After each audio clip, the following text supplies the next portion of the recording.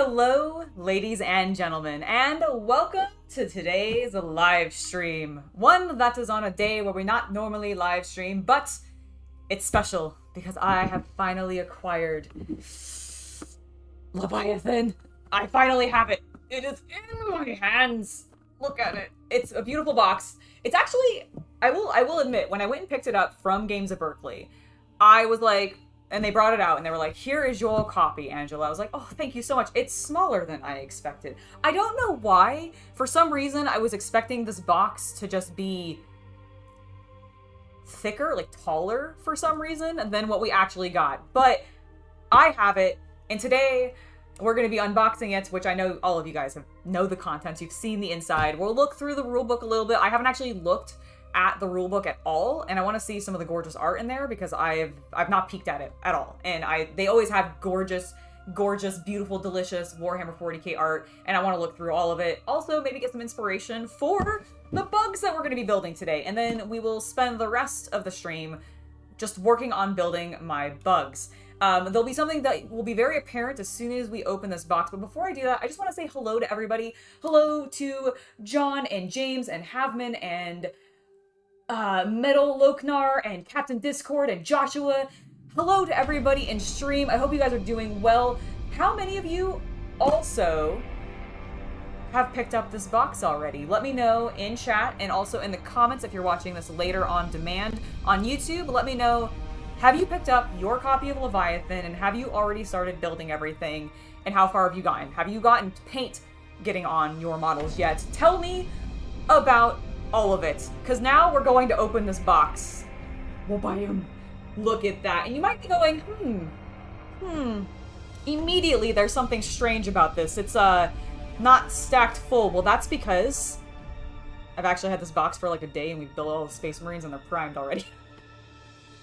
Chaos Cultist went ahead and he was like, screw it, I want to start working on these. And I was like, dude, go for it. I mean, everybody's seen the contents of the box. No one's going to care if they're missing. We're here to focus on the Tyranids today anyways, because that's the army that I'm going to be working on. So please, by all means, sir, take those Space Marines, assemble them, and he's already gotten them primed. So, in fact, I think he's in the other room currently working on putting paint on them, because he's much faster than me sometimes at these things. But we're here to look at all of these beautiful plastic beauties. And so I'm going to say beautiful bazillions of times today. Just FYI, be prepared, okay? Just everybody be prepared. You haven't got your box yet, Joshua? That is totally fine. I understand completely. Like, sometimes it's an expensive box. It's an expensive box. I hope you are able to get it before it's completely gone. I know at least when I went to pick up this from my game store, they had like 10 that hadn't been claimed yet. And I actually went to a different game store the other day, in fact, while I was out at the LEGO convention that I went to yesterday, and I saw some available there as well. So they're not completely sold out, at least in the US across the board. So hopefully they'll stick around for at least a little while, and maybe you can grab one at some point. Okay, let's start actually looking at these beautiful things, because immediately offhand, this big boy stands out to me. This is, I think, one of the ones that I'm most excited to paint, just because he's got such a large surface area and potential to play with a lot of different techniques, because we've got some smoke up here, we've got the hard carapace, and then we have some lovely fleshy bits.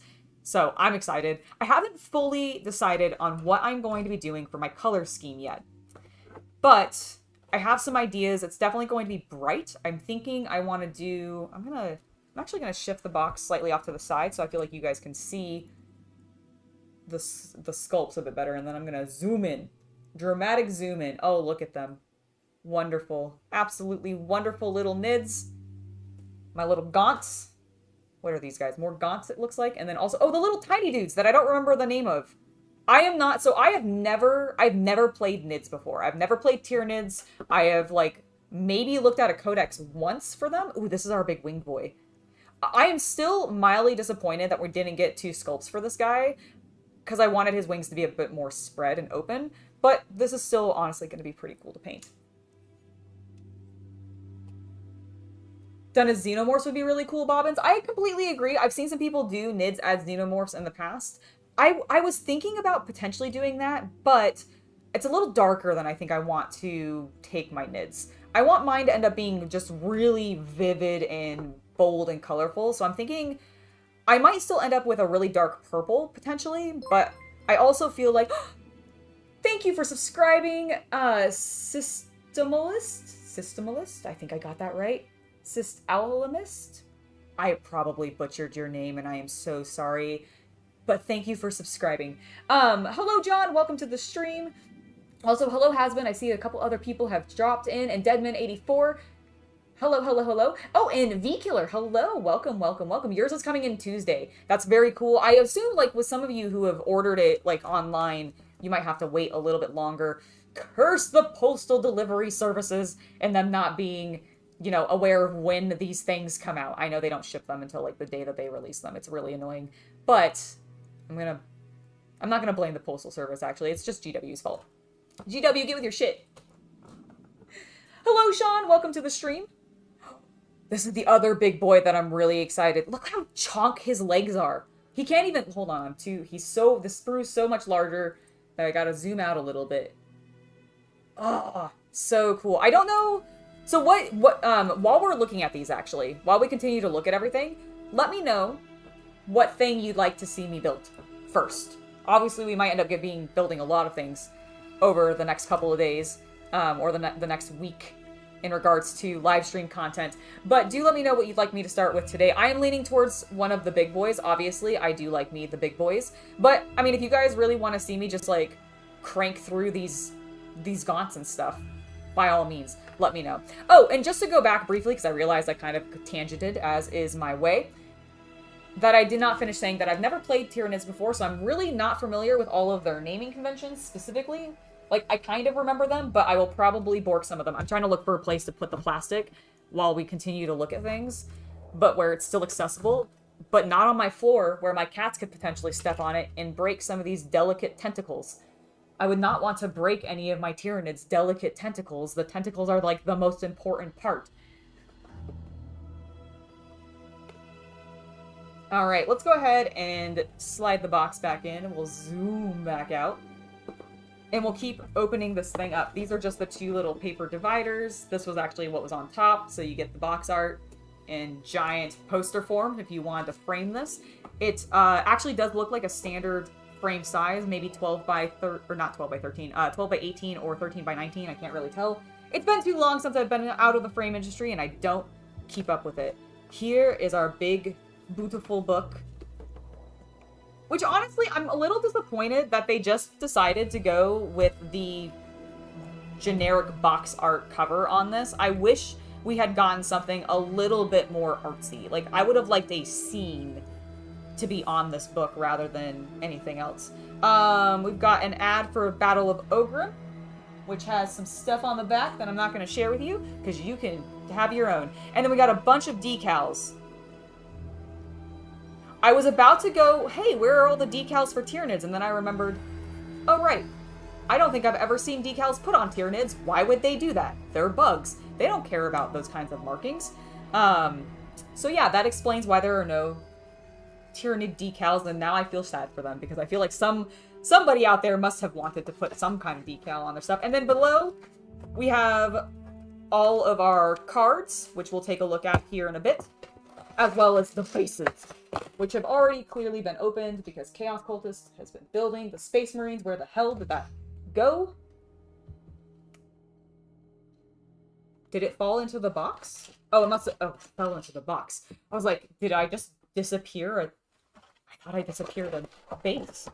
But I didn't. Everything's fine. Okay, I'm going to cover this box now so that my cats don't try to sit in it. If they decide to come into this room at any point. But if they fits, they sits. I know, if they fits, they sits, and they absolutely would fit. Look at him. Look at him. He's beautiful. Someone just subscribed. Thank you for the subscription! Guillermo Camprubi? Camprubi. I did that correctly. Focus. Focus, camera! Focus, damn you! Please, machine spirit, I pray to thee, focus on this beautiful space marine. Is autofocus on? It is. There it goes. It had started to. Look at him! I really like the red you've achieved. Blood Angel's red, right? Just going with the I'm just one thick coat. One thick coat in him. Honestly, it looks really good. Beautiful color. I'm excited to see what they look like. You I mean, they're can gonna... open the cards. Oh, I absolutely will. I absolutely will. But first, before we open... You know what? We'll open the cards first. We'll get this plastic off. Let's take a look at our beautiful cards. If I could do this. Hold on. There we go. There we go. Some natural pattern decals for Nids would be kind of cool. Because, yeah, I never realized before that they're like one of the few factions in the game that probably don't come with decal stickers. And I'm thinking about... Hold on, I dropped some plastic on the floor and I really don't want... I don't want either of my cats to try to eat it. They absolutely will. I just realized that in my little decal organization thing, because I've collected so many different armies over the years, I don't have any decals for Tyranids. There are Gene Stealer cult ones. Right, but there aren't actual Tyranid ones. Well, no, because they don't have armor to... Right, they don't have paint. Exactly. It just was weird because I never really thought about it before. All right, so in this box, we have a... Look at how many cards we have. We also have some nice card stock... What are these called? Objective markers. I didn't have to look at chat. I got to it before you guys got to it. Also, everybody said hello! He says hello back, I promise. But we got some nice card stock. Greetings! Holy cow, you scared the bejesus out of me. I had to come in and zoom in and say hello back to all the people. Excellent, excellent. So look at our beautiful objective markers. I have some far superior tabletop tactics ones that are made of metal. So I probably will not be using these, but they are cool. Oh, hold on. I gotta zoom back out for a second. Look, when I toss those, the bottom two popped just popped out completely. You know what? At least they have clean, nice cuts, and I appreciate that. Thank you, Games Workshop. Sometimes you get these little, like, marks on the ends of them, and they suck. But those are actually pretty decent quality. All right, let's zoom back in, because... Sean, thank you for the $5. Aw, thank you for the Pigment Fund. I appreciate you, sir. So, let's go ahead and look at these cards now. We've got a variety of... So the first ones, they're nicely color-coded. I'm off the screen a little bit, sorry. They are nicely color-coded. We have our deployments. Looking pretty cool. Then we have a variety of gambits, which I actually don't remember specifically what these are, so I'll have to look into that. Are these...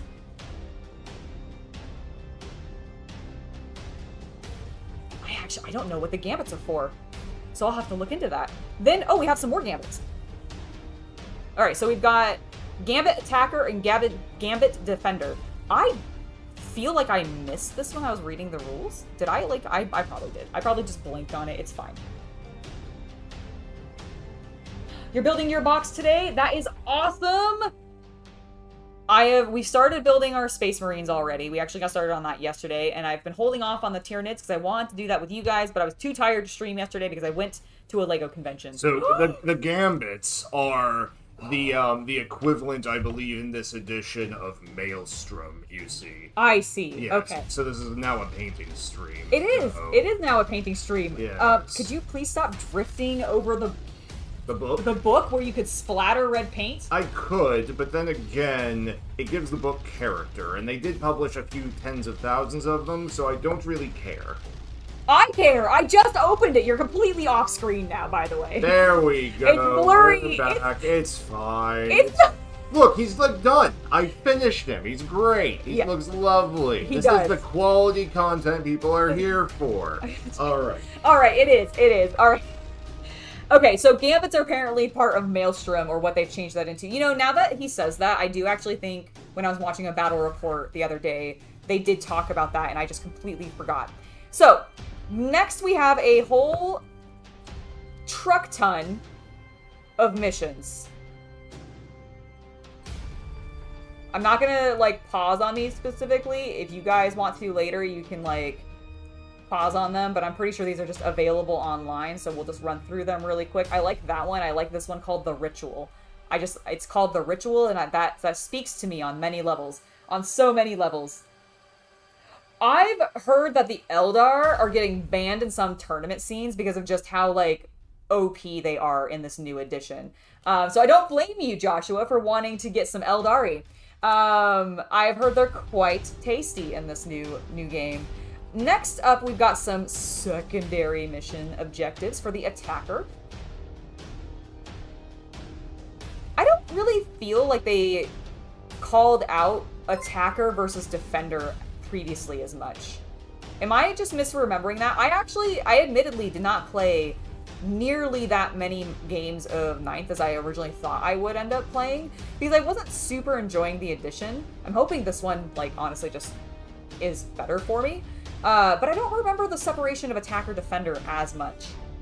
And I feel like because I'm kind of used to that in Shatterpoint from having played that, it just feels very similar. Thought for a second my music stopped for a second. Apologies. Also, thank you, Bruce, for the subscription. Lovely to have you here.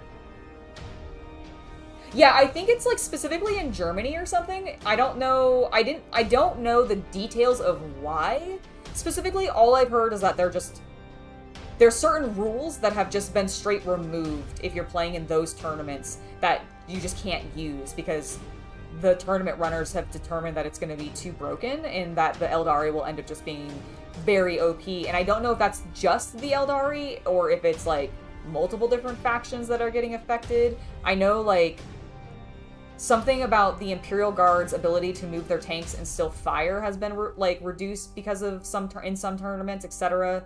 I don't know the details. I'm sure it's on Reddit and various other places.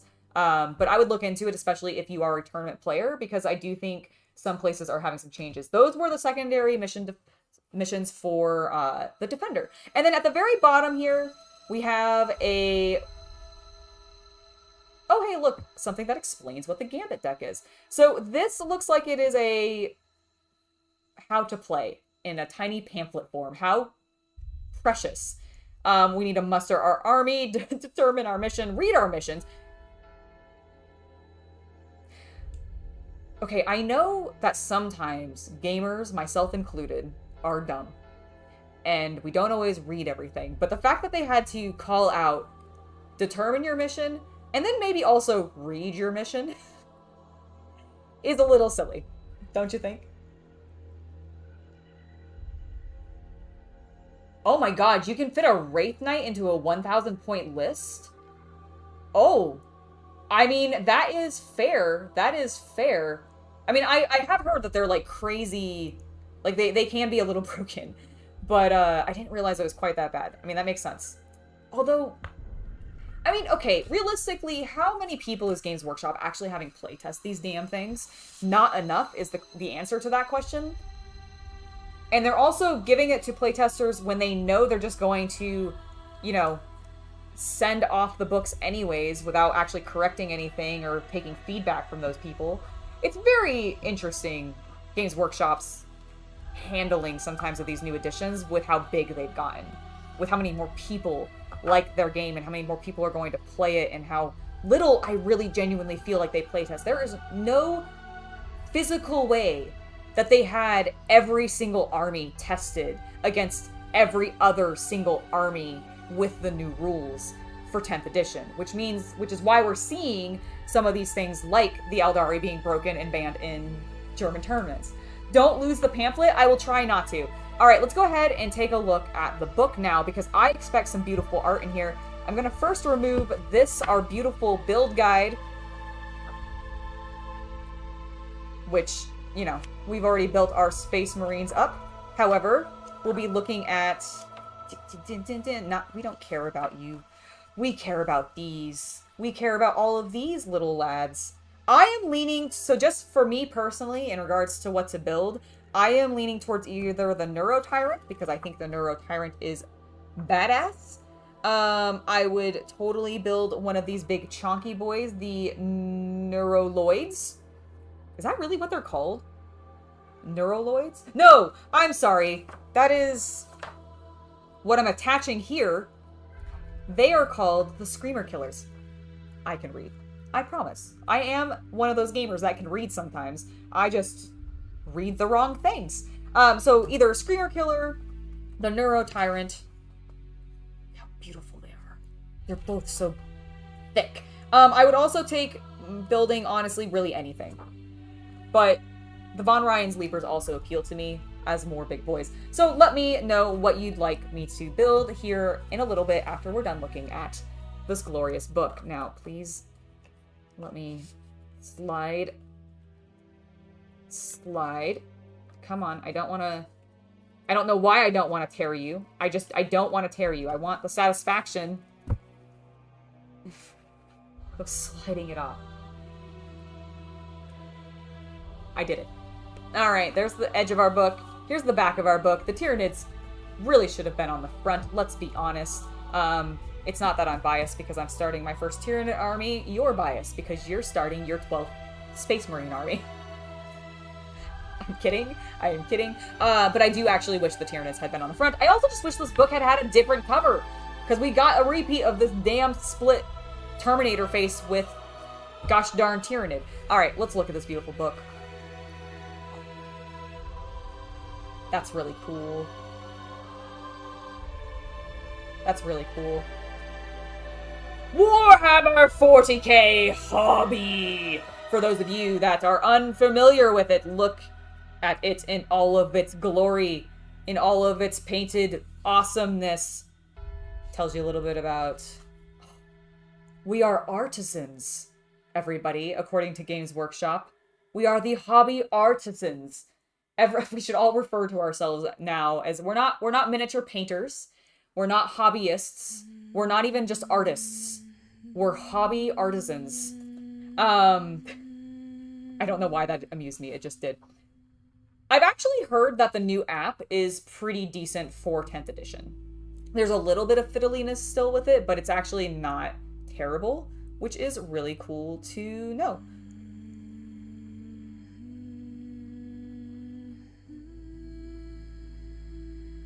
I like that they actually do give you, my mind was blown. They're actually giving you contrast method options and classic method options for painting. And frankly, as a contrast user, guys, I really, really appreciate that. It is a very chonky book. You're not wrong, John. You're not wrong. And I definitely, don't worry, I will not misplace the pamphlet. Cut to 3 days later when I probably posted that I've misplaced the pamphlet. Hopefully I won't. You're a level 3 miniatures artisan. Excellent, Captain Discord. Excellent. Hello, Wolf Train 95. Welcome to the stream. Hope you're having a great day. We're just looking through the book real quick here for Warhammer 40k 10th edition because I've unboxed Leviathan, and here in a moment, after we're done looking through this glorious book, I am going to start building my Tyranid force. And I'm very much looking forward to it. I really do like the Dark Angels as a faction so much. That green that they use for them is so pretty. This is what I'm here for. This is what I'm here for. I'm here for these beautiful full spread pieces of art. I do miss the days where they weren't all digitally done. I do miss these. Oh, thank you, Games Workshop. Thank you. This is what I miss. This is what I love about Games Workshop and their product line from really early in the day. All of those beautiful chiaroscuro charcoal drawings that what is his name? Hold on, I said it in the news and now I can't remember what his name is. Where's my phone so I can look it up? It's like John something, I believe. I can't remember. The gentleman who did like a huge portion of the Games Workshop procs. He's actually the guy whose art is on the limited edition cover of the book, which is why I'm a little ashamed that I can't remember, because I literally talked about it earlier this past week. What is your name, sir? John Blanche. That's what it is. So it reminds me, this might be a John Blanche for all I know. But I love this kind of art. Like this, yes, thank you, Wolf Train 95. It is a John Blanche art. I love it. It's so good. You know what? Here, let's zoom in. Look how just detailed it is. And the use of light and darkness. Does it? Hold on. Is that better? Are you getting less glare that way? I feel like maybe there's a little less glare that way while we look at the book. I'll turn the light back on once we are actually working on models, but I feel like, at least with this, we get one giant glare from my window over here, but this page is less glary. It does. It totally is like kind of an old vampire vibe. No, it's too dark. Never mind. It's too dark. We can't see anything. All right. I'll leave it on. I'll leave it on. All right, let's keep... My other favorite thing that they do is like the big maps. Like if they made posters of this, I would buy it and frame it and put it on my wall. I'm sure they probably do, actually. They have that one site where you can go and buy like all the paintings and everything, which I have actually purchased from before. We have a nice Eldar piece from there, but I think it's like the old... Is it the 3rd edition Eldar cover for the Codex, I believe? Oh my gosh, look at that. Like... Ugh! They have such good artists. I wish they would actually give them their names, like... Games Workshop! Games Workshop! Respect your artists. Let them be known. Look at this beautiful Depth of Sororitas piece. Warriors of Faith. The Inquisition. Which I'm actually really excited that they can be added into just a Space Marine army or an Imperial Guard army without conflict now, because I have all of the assassins painted up, and I would love to use them in my army and have that be cool. Some nice art. Ooh! Again, something that I wish that they would print. Tarot cards like this would be glorious. Our beautiful dark gods. I love all of them, but Slaanesh and Nurgle, seeing them together makes me very happy. My two favorites.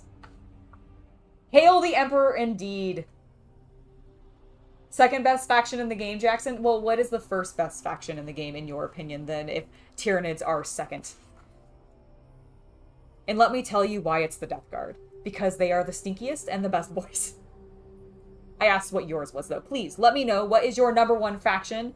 Are you a Space Marine person? Are you a Tyranid person? And this goes for everybody in chat. Let me know what your favorite faction in the game is. Also, just to make sure that I've seen everybody, hello, Go For It Painting, and RDGK1SE3019. Hello, hello, hello. It's lovely to have you all here. I'm going to probably do my own custom Hive Fleet. I don't think I'm going to follow a specific Hive Fleet. Although, who knows, my color scheme may end up matching something that is more specific. But I am pretty much going to be going with whatever color scheme speaks to me. And right now, I am leaning towards a very femme color palette of like teal, pink, and purples, because those colors just really appeal to me. And in the past, a lot of my other factions have ended up green, because I run Death Guard, or red, because I run Blood Angels. So I want to do something very different. I also run Orcs, which also ends up being a lot of green as well. So I'm really, basically my point is that I'm avoiding green. I'm not going to do anything with too much green. Blues and pinks and purples are where I'm leaning.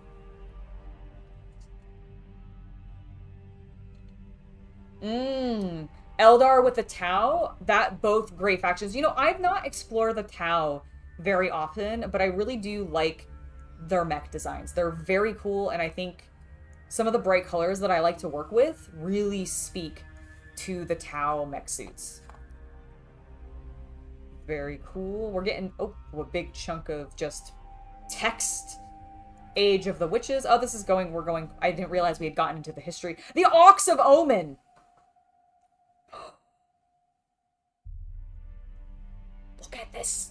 Look at this. Oh, look at their beautiful faces. I love the detail. I wish Games Workshop did more with shoulder pad art sculpted in to the actual form of the models. Like, it's really cool when they give us the blank surface to be able to do tiny little paintings in them, and kudos to those of you that do that. Oh my god, I don't think I would have the patience for it. I would get really bored, I think, with painting in one shoulder pad, even with a design like that. I think I just get very bored. So the people who can do it, I am blown away by, but I do wish they would sculpt some into them more as well. Giving some examples of your Strike Force Octavius, going through the various chapters. So Black Templar, Blood Angels, my boys. The Dark Angels. With the Lion Returned, my other boys. The Death Watch. Not my boys, but I do like them.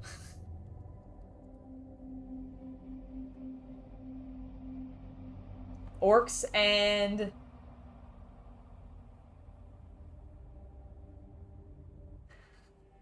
Yes, orcs are fantastic. Khorne, people are liking also Khorne and Adeptus Custodes. See several people saying Adeptus Custodes. Votan also is getting some... Slanesh plus Nurgle equals STD of the Chaos God. I mean, probably, Jackson. That does sound about right. Honestly, a really big mix of what people are most into. I'm really excited to see that. I feel like before, in the past, if this had been like 10 years ago and I'd asked that question, everybody would have just given me various Space Marine factions, which is fine. There's nothing against Space Marine factions, but it's kind of dull when everybody is just like, oh, I just like the core Space Marine group, maybe varying it up a little bit with like which one specifically you enjoy the most, but it's still all Space Marines, right? So the fact that I'm seeing like Votan and the Orcs and Chaos and Custodes and Tau and like Tyranids and all these other factions like in there, thank you. That makes me so happy. Speaking of the Sororitas, look at them. I've still not painted up my entire, back when they first released the Sisters, new, I bought the box and I still haven't finished building it all and painting it up. Got the Adeptus Mechanicus. I want the Dark Mechanicus. Grey Knights. Lovely boys. They do look really cool, I will admit. Oh no, Super Blue, I'm so sorry that your local game store did not have a Leviathan box, but you were able to get it off of online. That's great. You should start opening it, my friend. Enjoy opening that up. It's going to be amazing. It's so full of plastic. I hope you love everything that's in it. Which of the groups are you more excited to paint up out of it, Super Blue? Are you looking forward more to your Tyranids or to the Space Marines? This is... I love all of the chapter open... I know the limited edition is the one that gets the art like this on the cover, but god damn it, if they could have just put that version in the Leviathan box, that would have been sick, Games Workshop. I would have adored that. Please, I don't need the slipcover. I don't need the slipcover. Let me be very clear. The slipcover's cool, and having the additional posters would be cool, but I really don't need that. I just want the fancy cover box or book so that I can have this art here instead of this. Yeah, I can't tell you how much this irritates me now. When I could have had something like this. When I could have had something like that. Joshua, you are damn right. You are damn right I am hyped for Forbidden Door today. Holy shit, I am so ready for it. I think every single match is going to be probably epic. And I'm looking forward to all of them. I wish you guys weren't kind of shit in the new edition. I feel like you are not nearly what you were because they took all of your psychic prowess away from you. Screw you, Games Workshop. I'm really disappointed with the state of Death Guard in 10th edition currently.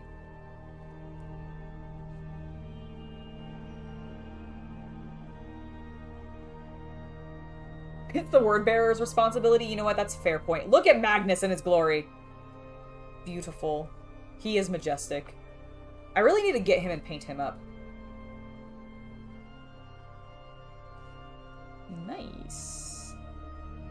Beautiful blue boys. We've got our World Eaters. Speaking of everybody who has Angron, look at him in all of his glory. Oh, I do love the guys riding the Juggernauts. Because I have some of the old lead Juggernauts from Fantasy, they have a special place in my soul where they've just burned a little hot flame. It's very cute. You pre-ordered your core rulebook yesterday, Quantum Fear? That's awesome. Did you get the fancy one, or are you getting the normal one? morning, William. Welcome to the stream.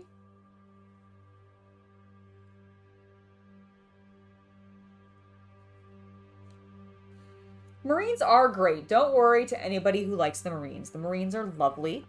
I also like them. Marines were my very first faction. Go Crimson Fists. Look at this beautiful full-page spread with all of this photoshopped in lighting.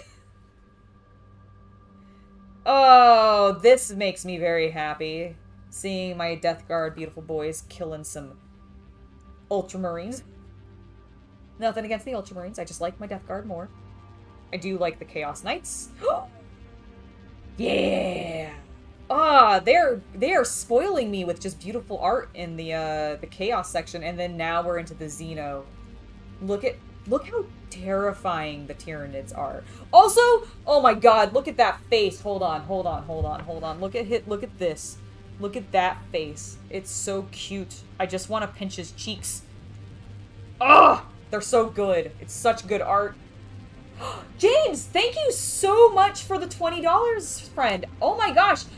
So I have been looking at the comments. I've been looking at them and following them since I put out the Panzer video.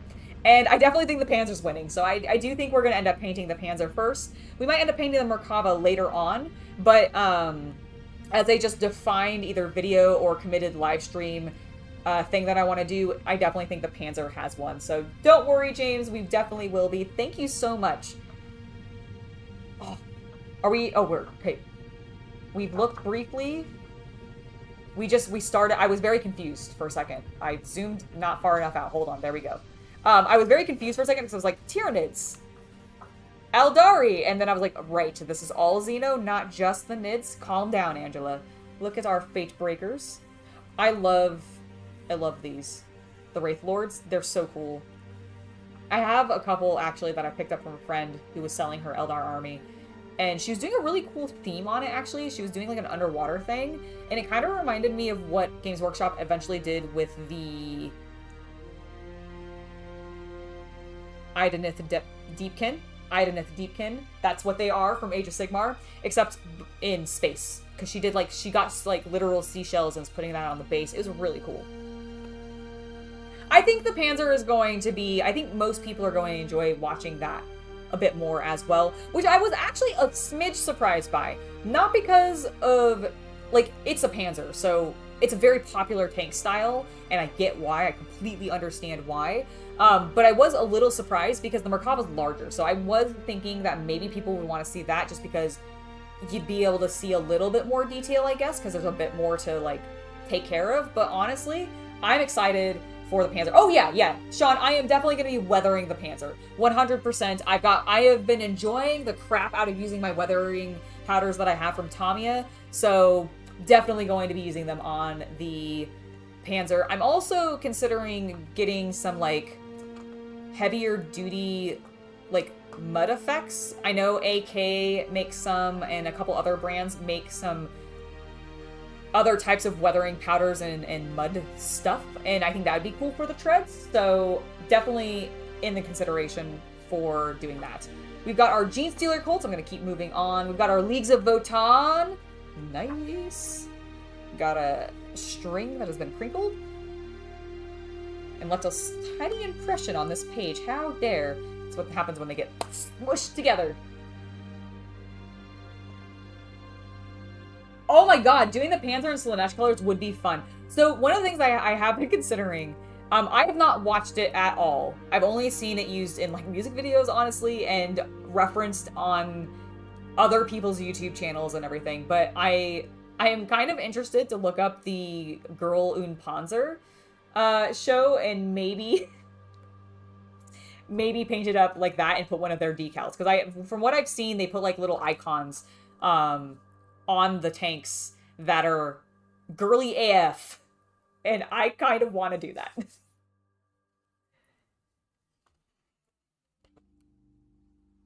You've had yours since, Keith, you've had your Leviathan since yesterday, and you've been building your Tyranids? Hell yeah! That's what I'm going to be doing here shortly. Look at my beautiful orky boys. Okay, can I talk about something that actually really upset me when it came to the orcs? And I am not going to be running them until we actually get a codex and they add more factions of, like, combat patrols that I can actually run. Because, where the fuck are my beast snaggers? Where the hell are the beast snaggers in this list? Why can I not run my glorious beast snaggers? Hi. Can I have Black Templar? Maybe. Here you are. Thank you. You're very welcome. Where are my beast snaggers? I want my big boys. Hold on.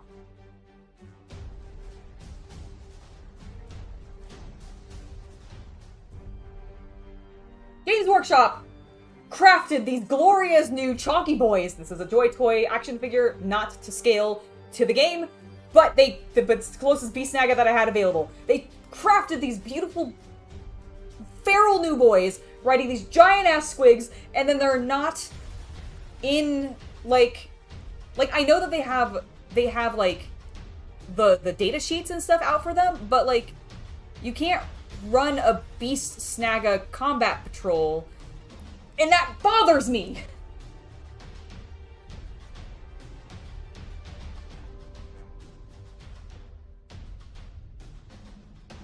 I am putting him back on his shelf delicately because he's slightly too tall to like just shove in there. Turf for the Panzer. Thank you, Sean. You are spectacular, friend. The sub-faction stuff is weird. They've just dropped everything, and I know that there are plans for them to release more as we go on and everything. But it does really bother me that they have reduced all the factions and just basically boiled them all down to, here's this one thing that you can do with them, even though previously we... Okay, here's the best way that I can put it. It bothers me that... And this is still not even up to the same diversity that it once was, but they at least still get it a bit more than anybody else. Space Marines still have... Well, actually, no, they don't, because they only get the Gladius thing. It bothers me that no one has any options, basically. Like, we don't have options in regards to those kinds of, like, army-wide rules. We have the one option that Games Workshop has given us for each of the factions, and that's it, and it bothers me. I know, right? You're building and painting your Tau right now, Jackson? That is awesome. Ooh, look at the avatar of Cain in this shot. That's cool. I realized that I just, like, completely stopped looking at this book as I started to rant about how I was upset that I couldn't run my beast snaggers. Because, like, look, they're even here, and you just... There's nothing specific to them, and it makes me so sad. Oh, beautiful Necrons. Now, the Necrons, on the other hand, talk about a faction that is doing well in 10th edition. I think they are going to be potent. Much like the Eldari, I think they're going to be potent. Look at our beautiful classic picture of the Emperor slouching real heavy on his throne. Looking very grump. He has no shoulders anymore. Also, look at these dorks playing this game. Alright, and then we basically get into the core concepts and start looking at the details of the game. So we're probably going to see a lot less art, although that is cool. Okay, we are still getting some cool art, at least. Transports. Shooting phase. Making attacks. Going through all of the basics. Weapons abilities. Okay, that's cool. Again, if you would make a print of this Games Workshop, I would buy it and hang it on my wall. Like that. It would be in an instant. That is cool. Surely this has been used on a cover for the orcs before, right? Someone tell me if that's been used on the cover of the orcs.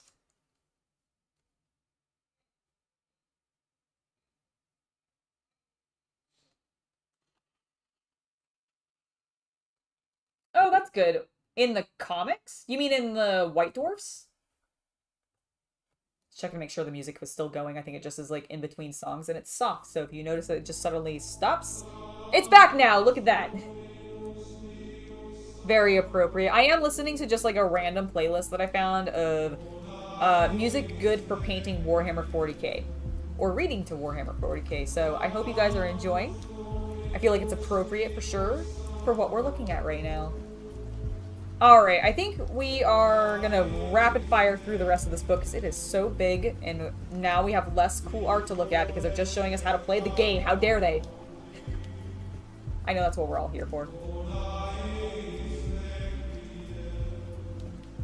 I mean, I do like that the paint scheme... Oh, that's good. I do like that the paint scheme isn't necessarily tied to the faction that you're running specifically, because that's always been silly. And I am glad for that being gone. But I feel like they've stripped a lot of choice from a lot of the armies really down to just war gear and the specific units that you're bringing. And my biggest example of that is the fact that I now no longer can actually run what I used to run for my Death Guard when it came to psychic prowess. And that kind of restriction, those kinds of things, are what bum me the most. Is because they've taken those choices away. And so, I don't know, it's a little bit weird. But I get what you're saying. It is nice that, like, you don't really have to, like, that argument, I guess, of, like, oh, well, you're painted them as Dark Angels and you're trying to run them as Ultramarines now. You know, that argument can kind of go away. Ooh, that's cool. This is cool piece. What section are we in? Combat Patrol? The Shadow Descends. Is this just a lore? Is this a big ass lore jump? It does look like it. That's cool.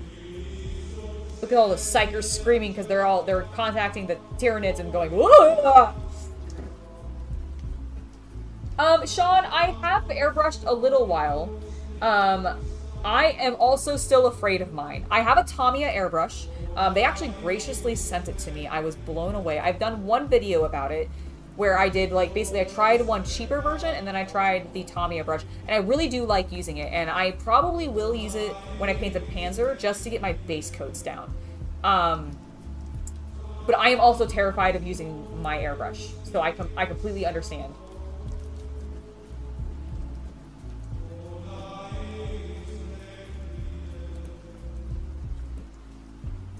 Yeah, I get what you mean, Jackson. That makes total sense, Captain Discord. And here's the thing. If you're a new player and you've never played this game before, I think the way that they're approaching it is fantastic. That is a really cool painting. Really cool. I like that. This is also badass. Go, Guardsmen! Don't die. Oh. It's got such a rich history. And I sometimes feel like Games Workshop doesn't utilize it. Or they change things. But going back to what you were saying, Captain Discord, I completely understand, because, like, as a new player coming in and having not as many options and being introduced to it in this sort of compact way, fantastic. I love that, and I'm really glad people are enjoying that. But as a person who's been into this game for going on 15 years now, it was a little jarring when they announced, like, that change, because it's so antithesis to what they have done for decades. So I like the new direction. It's just the old lady in me is like, change! You know what I mean? Oh, Sean, you're definitely not the only one who's afraid to use your airbrush. I think that's what holds a lot of people back from actually trying to use that particular tool, is that it's terrifying. Because you're like, well, it's paint and I can't get it back off the plastic model once it's on there, so what the hell am I supposed to do?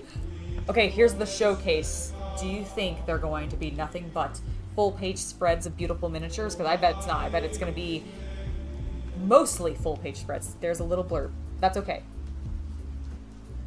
I will take this. Look at all the beautiful art. Is everybody inspired to start building your models and painting everything? Because I fucking am. Look at that. I love the perspective. Look at that horse. It's good. I actually don't...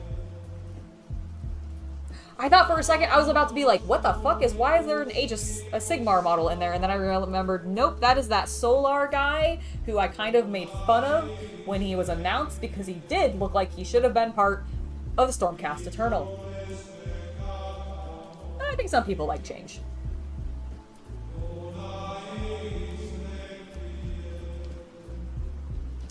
Oh. I think I'm gonna build him. I really want to build that giant open maw. Like, his face makes me so happy. And it's so dumb looking.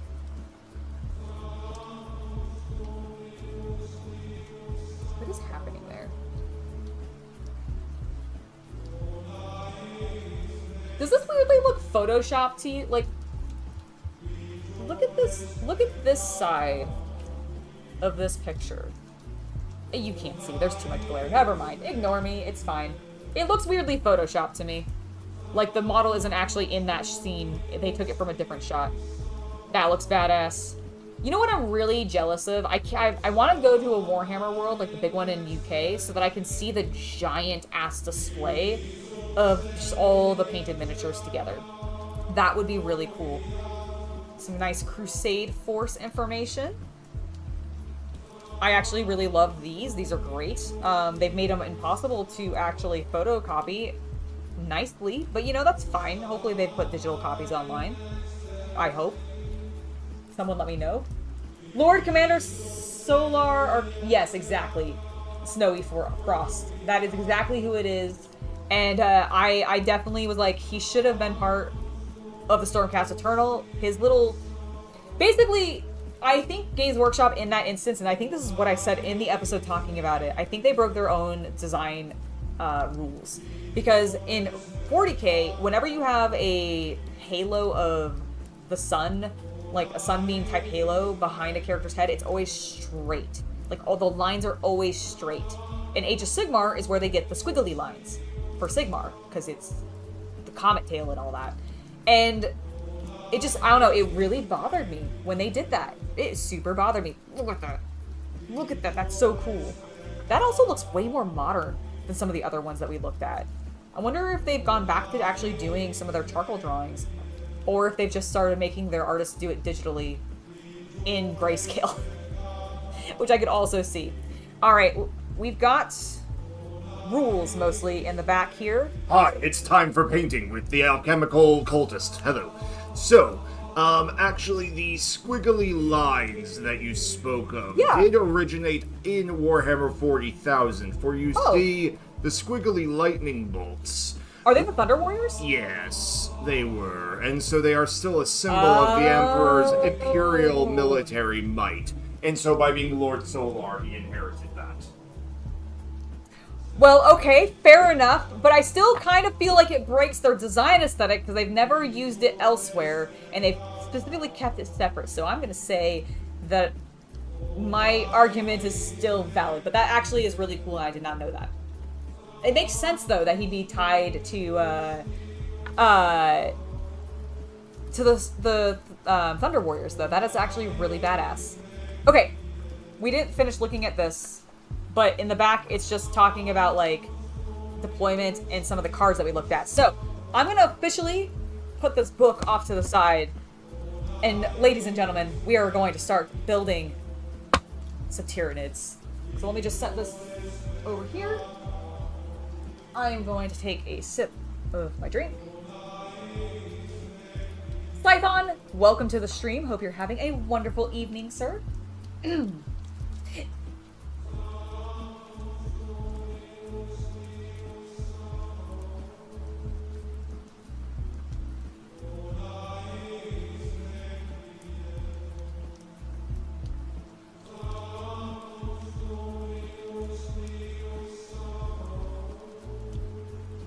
Okay, let's find the one that I want to build. Where are you, you big mouth mother trucker? Where's your big butt? Are you in the back? There you are. You're, of course, the last model they want me to build. But screw that, I'm gonna build you first. This is our sprue, I believe. I don't know if he has... I don't think he has a second part. I think this is entirely him. So... I'm going to clear a little bit more space to be able to set my book off to the side. And we're going to start clipping. Where are my clippers? I definitely brought them in. There they are. I found them. Everybody, I found them. Oh.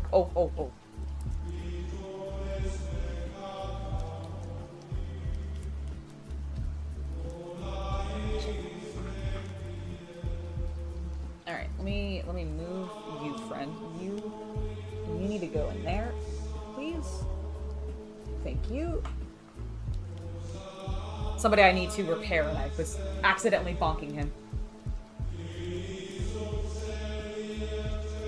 Don't do what you did. Make sure you put his tongue in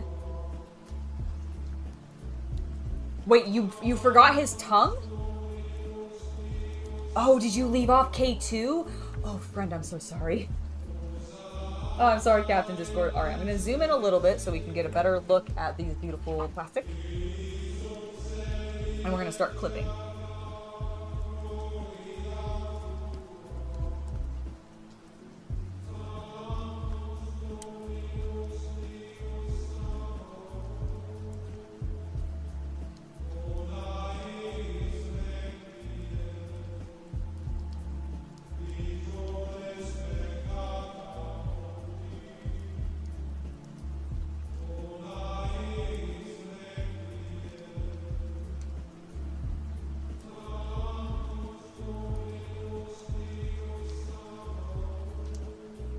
I cannot wait for the Forbidden Door tonight.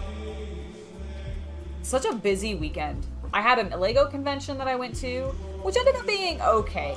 I will admit it wasn't exactly like I had fun. Let me be very clear. I had fun, but it wasn't quite what I was hoping it would be. Well, that's not true. It was kind of exactly what I expected it to be. It's not what I wanted it to be specifically. Oh, it's gonna turn. Yeah, I think he's gonna turn out awesome as well. I think this is gonna look fantastic. I'm very excited to actually build this boy. I love that he's got a gun in his mouth.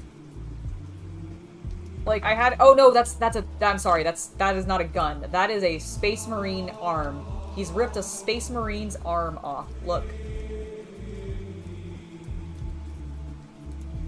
Look at that. Space Marine's even grabbing onto it and just yanked it right out. So much for that armor. Alright, we got that piece taken care of.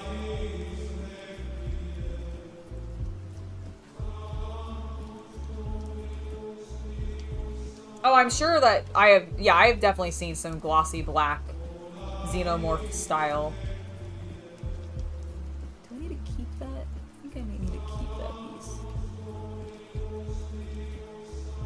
Where's his base, actually? I want to check something.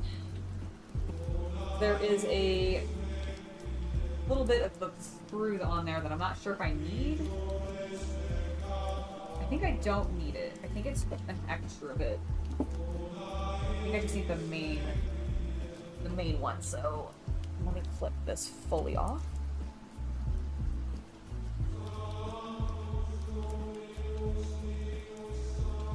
Fun is important. I completely agree with you. Yeah, no, the convention was fun. It just wasn't...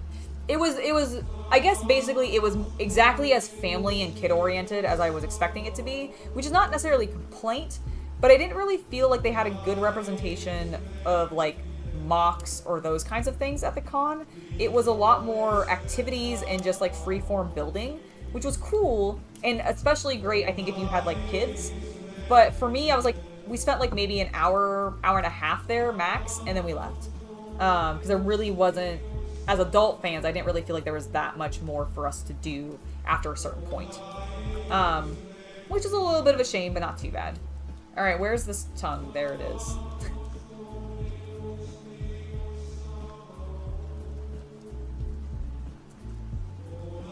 We are already taking things off sprues. You're absolutely correct.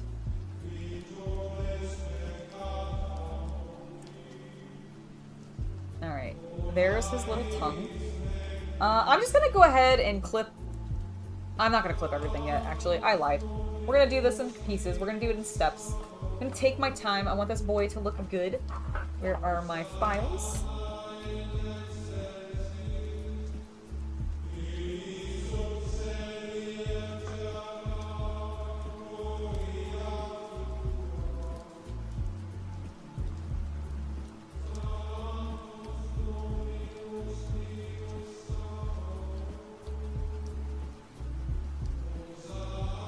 Oh, I absolutely will. Michael, you have, every time, anytime there are any Space Marines on any Xeno bases or Chaos bases that I am working on, I always paint them up as Blood Angels. They are always the Hobby Knights, because my Space Marine faction, while looks like Blood Angels, and I run as, like, Blood Angels, I do technically call them the Hobby Knights, and they do consider them a sub-faction of the Blood Angels, although I guess technically that doesn't really fully work anymore. I don't really know. I don't really know how it works anymore, but they are the Hobby Knights, and every single Space Marine that is like on a base or in a creature's mouth or being stabbed through by some sort of chaos energy and or weapon, yeah, they are always my Space Marine army. Because I'm gonna have them fight these creatures, so why not have them look like they are actually doing combat? If there's multiple Space Marine bodies, I will occasionally put other factions in there, like other factions I really like, but for the most part, it is almost always the Blood Angels.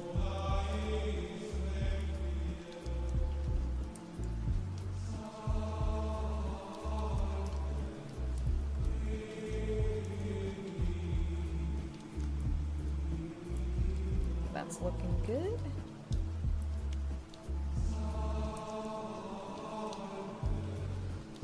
Let's see. Any obvious glaring mold lines? I don't really think so. I'm not really seeing anything offhand, so that looks pretty good. Let's move on to the next section.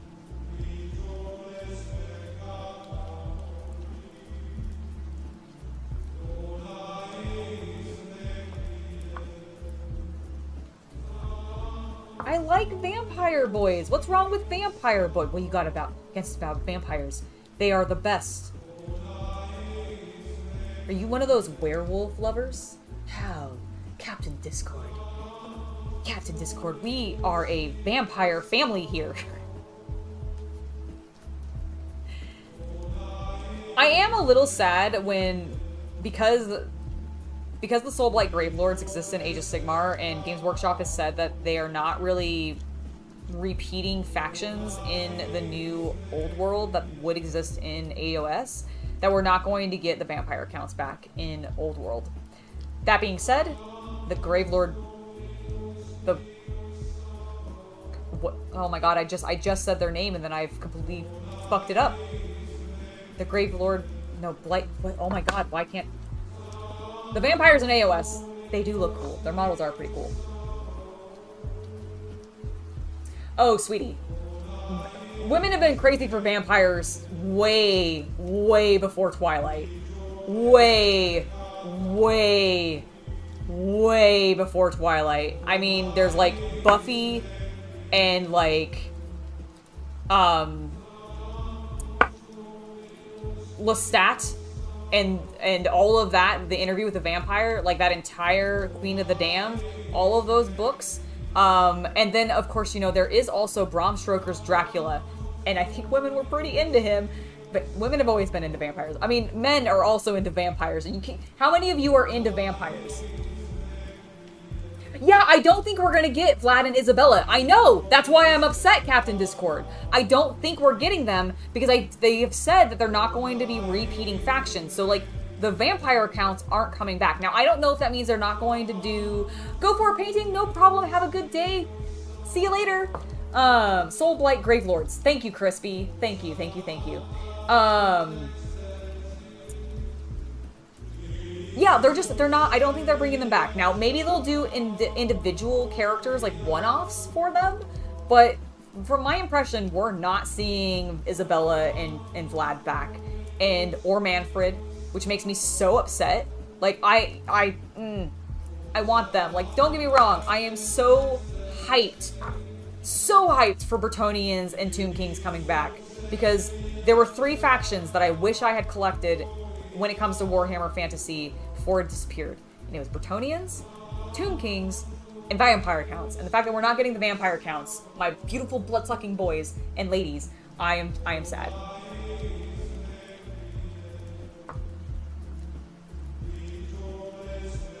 I know, they are the most wholesome couple in Warhammer. Their love is so pure. It's okay, I'll just play them in Total War Warhammer. Alright, I think this is actually looking pretty good. Let's clean up the Space Marine arm. I do see a bit of mold line. A bit of flak from my sprue.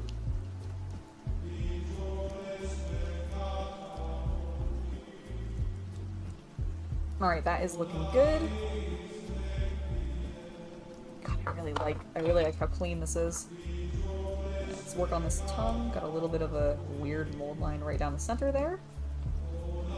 And clean up this little sprue area. Please don't break the tip off. That's what he said?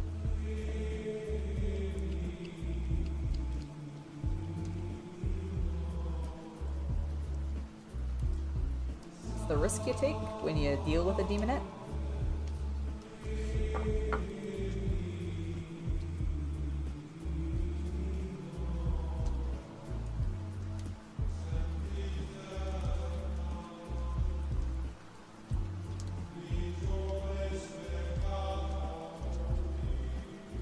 I love Interview with the Vampire. I read the book. I watched the crap out of the movie over and over and over again. God, I love that movie so much. Okay, let's see where this tongue goes. Warning! Don't forget the tongue! Alright, so it is not as clean as I want it to be. It's not even probably going to matter. It's probably going to be so deep into his mouth by the time that I'm done and covered in paint that it won't matter. But alright, so it's actually hooking this way and it goes where?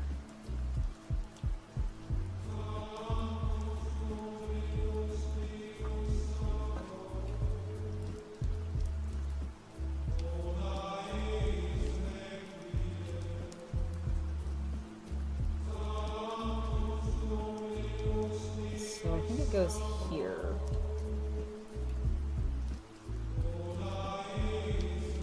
Oh my god, fiddly. Okay, and then this.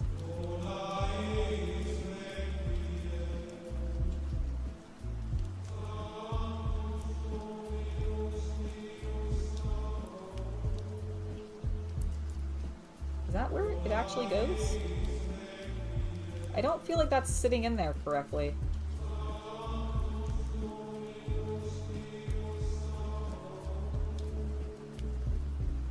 Is it meant to...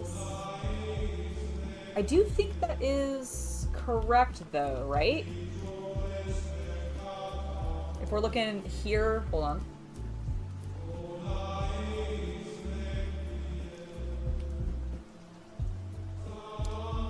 Right? Like that's...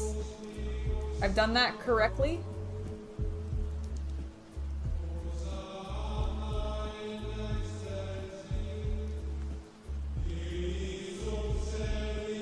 I think so, because that distance looks correct, like, up here.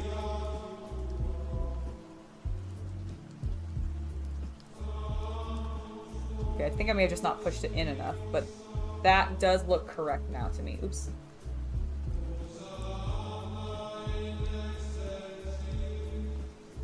We aren't still talking about vampires, although we could be.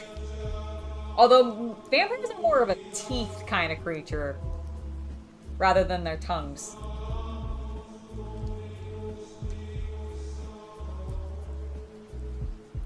Okay.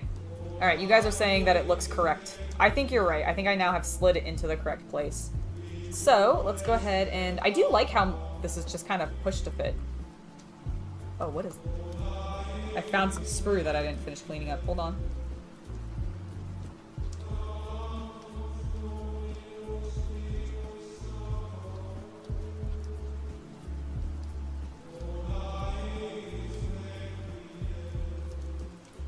Actually, real vampire bats drink blood with their tongues. They just use their fangs to make a small incision in the legs of birds or small mammals, and then they use their tongues to lap up the blood.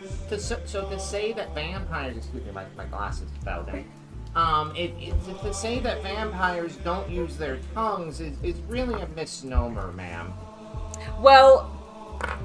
I'll make sure that the next time that I, like, indulge in We're on YouTube. No. Hello, Ollie. Hello, Joris, welcome, welcome, welcome. Hope you guys are having a wonderful time. What a great point for you to come into the stream. I'm building tyranids. And we're talking about tongues. Because you see, this boy has a very, very long hooked tongue that is ready to absolutely fuck your shit up. And we've also been talking about vampires. Hence the vampires. I'm a big fan of vampires. I hope you are also a fan of vampires. We talk about them regularly on the channel.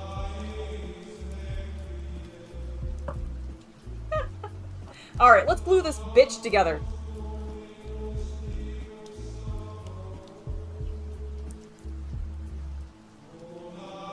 And by glue, I mean I'm gonna shove her together on these pegs. Hold on, I'm not lined up properly. Hold on, hold on.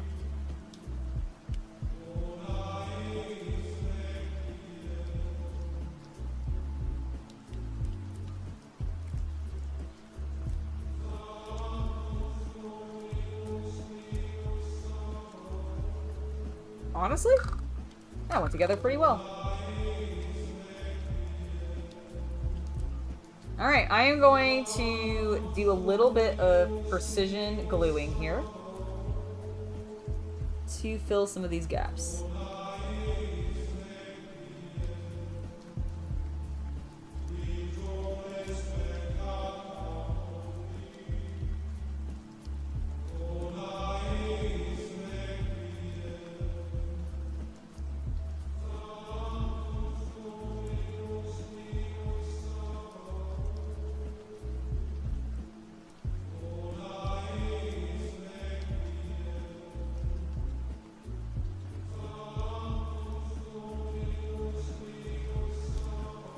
Really want to kind of saturate the gap, and then we're going to just press it together. And we're going to hold for a moment. Tempest Lord Rayhan, you are currently working on your Death Guard, or your Deathwing Blade Guard veterans. That is awesome.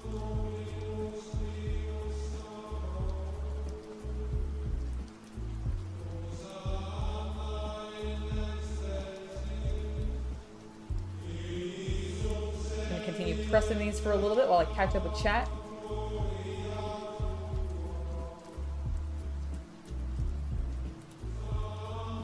You know, I think I might be familiar with Hammer House of Horror. But I'm not specifically sure. There was this one horror company that I used to watch the movies of all the time. They had this great vampire film, actually, that was unlike most other vampire flicks that I had seen at the time. And the concept for it was, because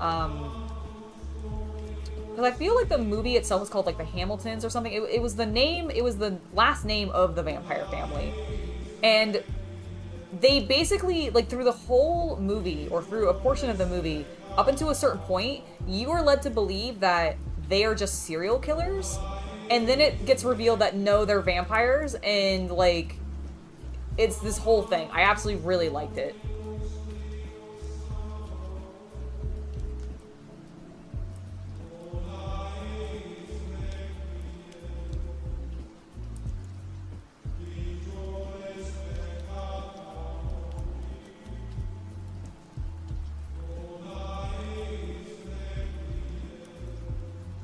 Joris, I do hope that you can find yourself one of the boxes of Leviathan. I have seen some places still having it listed as available, so I definitely think there might be an opportunity for that.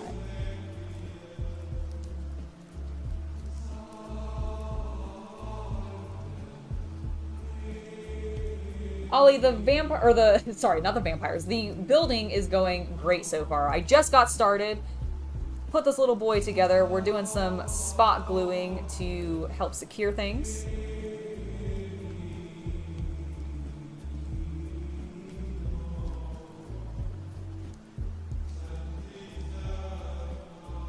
So I really want to make sure that this guy looks cool.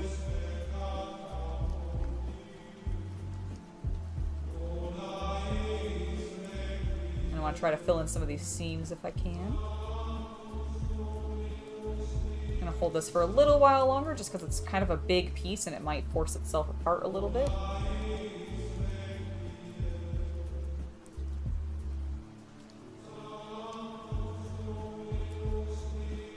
And then we'll probably sand that to smooth that out even further. All right, let's get a little bit of glue down here as well.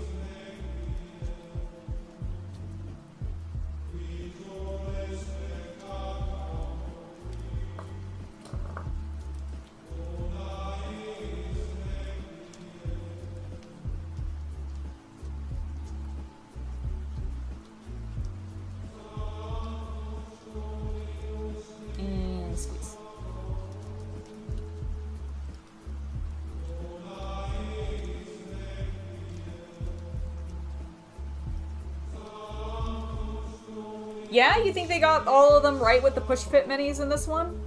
I thought they did a pretty good job with some of their Death Guard ones in 8th edition.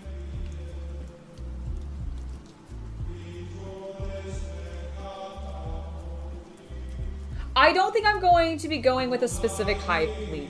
I think I'm going to end up just going with a color scheme that I enjoy. Right now I'm leaning towards something with a lot of purples, teals, and pinks in it. If that ends up matching close enough to some existing hive fleet, then awesome. And if not, then cool. It'll just be my own unique one and I'll have to find a name for them. But that's what I'm leaning towards color-wise right now. Alright, and then the one other place that I want to put a little bit of glue outside of his face here, which I'm going to be extremely delicate about so that we don't lose detail.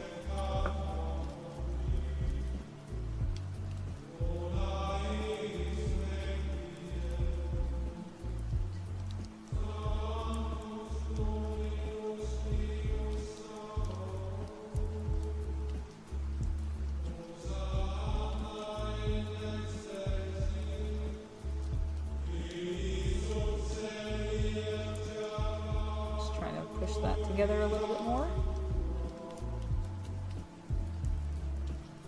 which I think it clearly needed based on that little poppy noise there. Okay, that's good.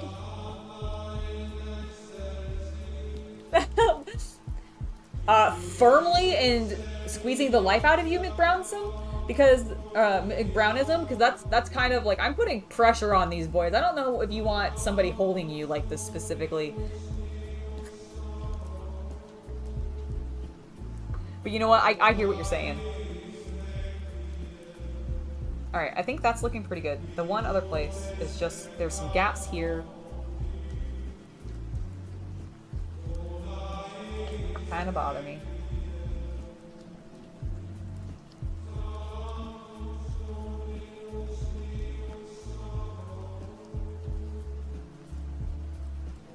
This is why I love this applicator brush, by the way. I can just slide it gently in the gaps where I feel like they're too big. Get a minimal amount of glue that I need to just seal those. It's so nice.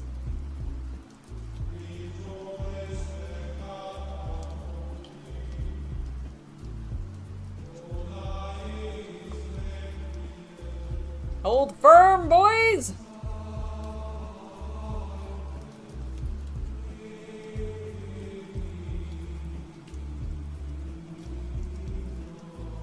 I don't, so Frykin, from my understanding, Games Workshop has explicitly said they will not be doing another print run of this. What they made is what they had, and they've sent them all out. So the only place that you'll probably be able to find it if you did not get it directly from GW when they were still available is by probably going to either your friendly local game store. I have seen places in my area that still have copies available, so I'd highly encourage you to do that. You can also check online, because a lot of those places also sell things online and you can get it from them to ship it to you. So I would definitely check online to see if you can find it. But otherwise, I don't think they're doing another print run. Like, I'm almost 80% sure they explicitly said they will not be doing another one. So find it while you can. They will be printing these products again, obviously, just not as a full big box called Leviathan. They'll be in individual boxes. Dude, that sounds awesome, Tempest. A realistic dinosaur diorama?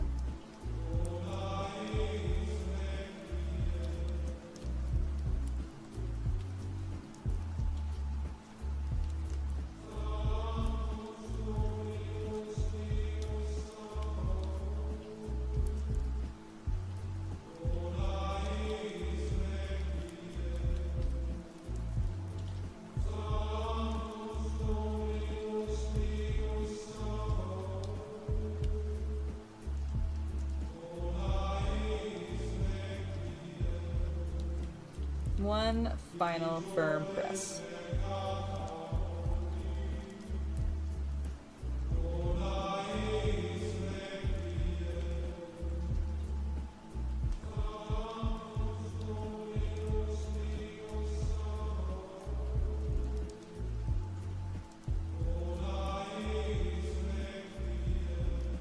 Alright, I think that's looking pretty darn good. I am going to find where the heck I put my file. I'm also going to put my cards away. I forgot they had a box that I could shove them back into instead of setting them precariously on the edge of my desk, like I did. And don't worry, the pamphlet is in there with them. I'm just not going to put these back in there with them because I've accidentally popped one out. Okay, where did I put my sanding tools? Where did I put my... Oh, there it is. I found it. You know what? I'm gonna... Where am I? I don't know if I need another one, actually. I might need to get a smaller one. You guys can see this fine. I have seen the Conjuring movies, and I have also seen The Exorcist. I've only watched The Exorcist once, but I have seen it. I like them. Definitely a big fan.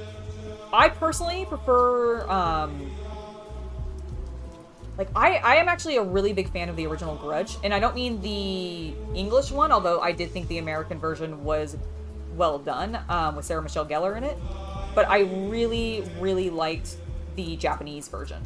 If you guys have never seen that one, it's really good. I loved that they were, they brought some of the original actors back when they did the remake, which was really cool.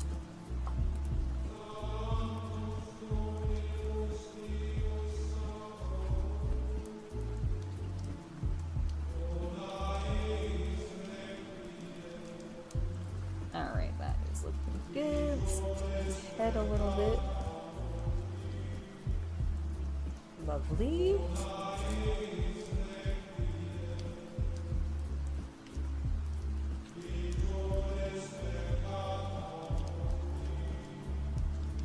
Got those there. Looking pretty solid.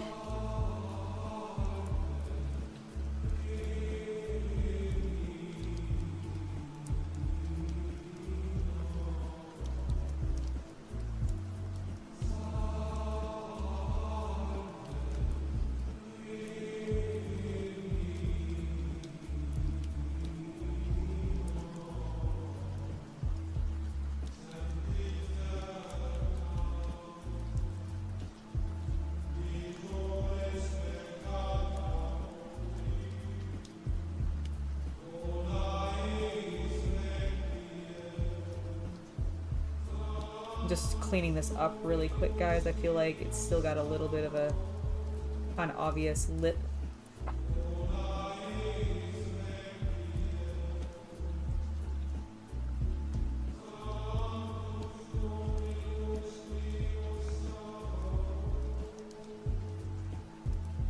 Alright, I think that is looking good. I think we can finally move on to clipping out some more pieces, like his legs.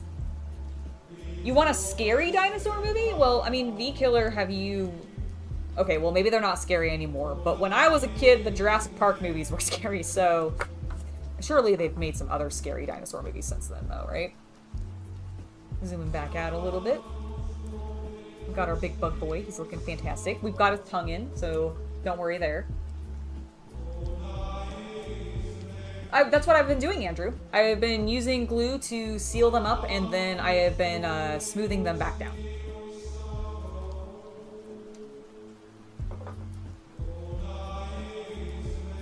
The Land Before Time, I mean, I guess, Jackson, it does have some tense moments, but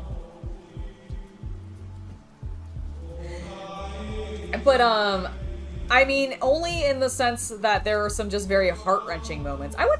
Tense moments? With the T-Rex, there are some... Okay, there are some tense moments for the dinosaurs in the show, but, like, it's Land Before Time. They made, like, 15 of them. It's ridiculous. I watched an essay about that, where somebody ranked all of the Land Before Time movies from, like, best to... or worst to best. interesting order that it ended up being. The OG film was not her number one, and I was kind of surprised by that because I feel like everybody's the most nostalgic for that one. But her points made, like, she made some really good points, so it was an interesting watch.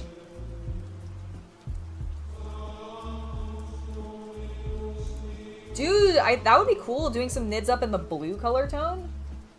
Isn't there a Hive fleet that specifically uses, like, blue and red or something like that? Alright, we need K8, 7, and 5 next, which are all of these legs right here.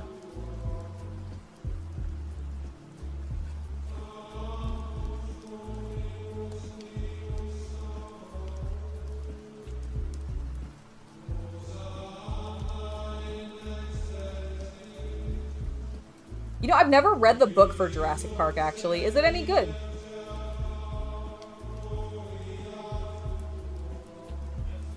Yes? Oh, okay, cool. Nice. I have never read it, so I know actually very little about the book.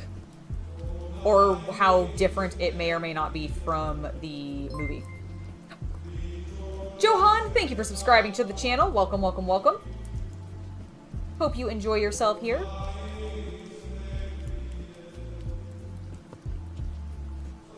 There's that one, and then it was 5, 7, and 8. Perfect. 5, 7, and 8. All right. Nice. One more. There we go. Much different story? Interesting. So does it not in, like... Because, I mean, it's still called Jurassic Park, right? So it's still about a park full of dinosaurs, I assume. The first book and the first movie are roughly the same plot, however, which characters are focused on and all that gets changed quite a bit. Oh, okay. Lost World is completely different, and I don't think they even, like, that shit where they brought, like, a T-Rex to LA and all that. Yeah. No, that didn't happen. Oh, you know, I actually don't think I realized that Jurassic Park was a book first. Yeah, it's Michael Crichton series of novels. Oh, okay. I don't know why I didn't know that. If I'm wrong about that, might not be author wrong. That's absolutely fair. And you know what? That might be the lawyer author. I don't remember anymore. Okay, that's absolutely fair. But, like, yeah, I don't think I had realized that they were, that it was part of a book series first. Yeah, they're horror novels. Oh! They're kind of like sci-fi horror novels, that in that same way that Stephen King books are often like fantasy horror. Yeah. Jurassic Park's like sci-fi horror. I mean, that makes sense considering it is bringing giant lizards back to life and they're running amok. So I get how you get sci-fi horror out of that. That is super cool. I might actually have to, like, find that on audiobook or something. Because I like horror books. Like, I like reading those kinds of things. So that sounds fun. I had no idea.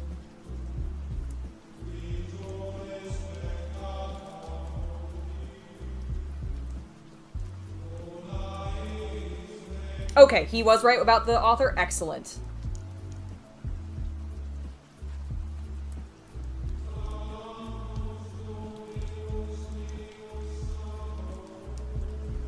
I mean, is it UT meme? Is it more tedious than reading Tolkien? Because I couldn't get through that, so I don't know. Maybe I won't read these books. Maybe the audiobook is the way to go.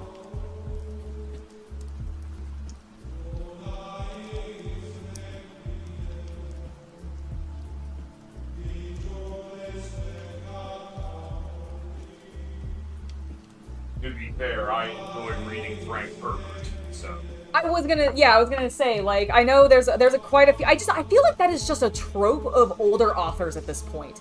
That like modernly, and I assume this is just because of how quick and fast-paced our modern world is, but I feel like a lot of authors from back in the day are all considered tedious or difficult to read because they're very, like, verbose in ways that are annoying, I guess, comparatively to, like, modern writing. But it's so interesting how many authors are, like, people will qualify their work of, oh, by the way, this might be a slug to get through, but I swear it's wonderful.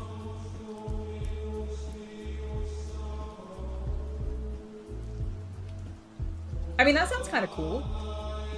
I mean, science jibber jabber doesn't really bother me so much. So I think that would be okay. I just didn't, like, for me, and this is, I think I was just, like, reading the foreword or something in Tolkien's, like, in the Lord of the Rings when I first read it, but I just remember getting to a section where I swear to God, he was just listing people's names and the relationships to other people for, like, ages, and I was like, why do I care about this? This book has just started. This feels irrelevant to me. I'm pretty sure I was reading the foreword or the something else. You were reading, my forensics has best been able to figure out either you were literally reading the, like, family tree timeline in, like, the appendix.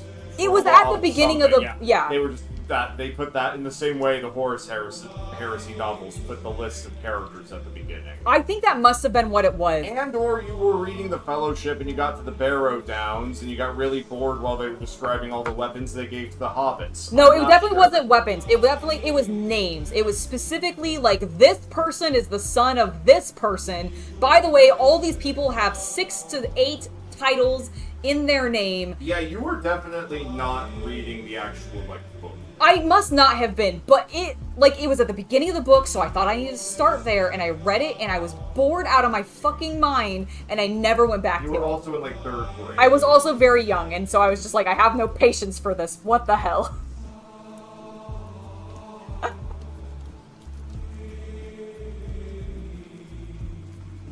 Oh, that does sound cool, Mr. G. I agree. That does sound actually really cool. Yeah, I have to check them out. Give them a try. And if they end up being tedious, I guess then they end up being tedious. Alright. I feel good about where these legs are at. Let's start sticking them in. Alright, I am going to glue these ones. I don't want them to, like, pop out or something as I'm moving them around.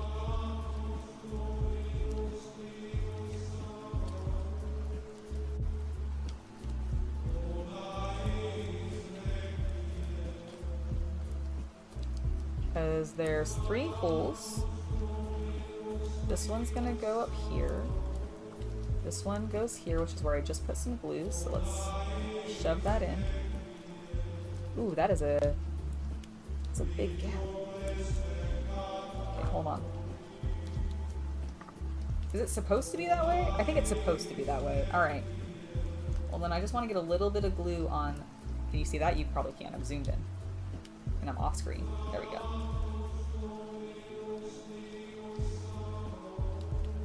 Alright, let's get this out of the way and shove this into place. Angela, it's a bug and there should be gaps. It is chitten. It's fine. It's finey fine. Alright, that looks good. We're just gonna let it dry for a smidge.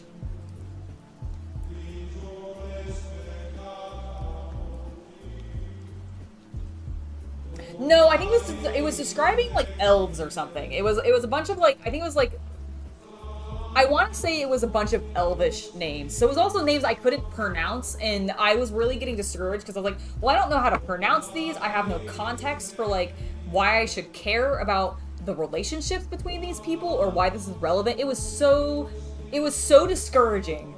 And I don't know, like, it honestly made me just question the layout of the book.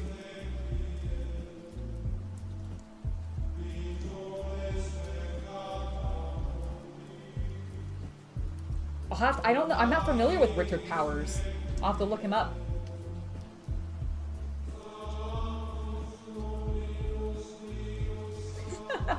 I think he just really got obsessed with the world building portion of his writing process.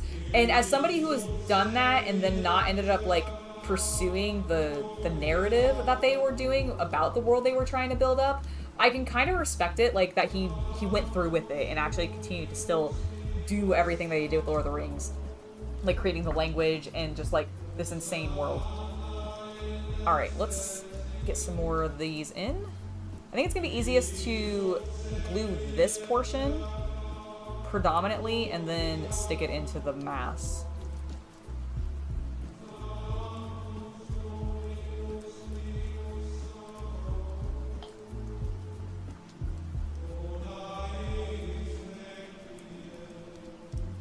so that's wet now. Let's go ahead and get a tiny amount into this gap here where we can clearly see that it wants to go. Just to kind of activate the plastic, and then that way the bond will be really strong when it actually dries.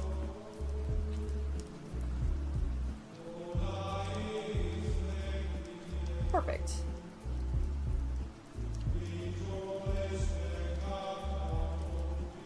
That feels solidly in there. Okay, great. And then the last one we need to put in is the little boy.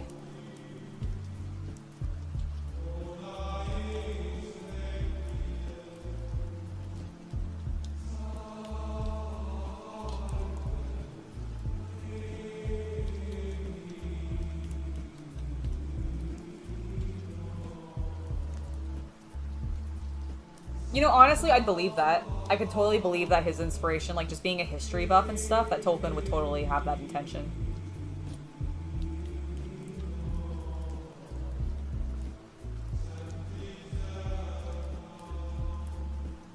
Hello.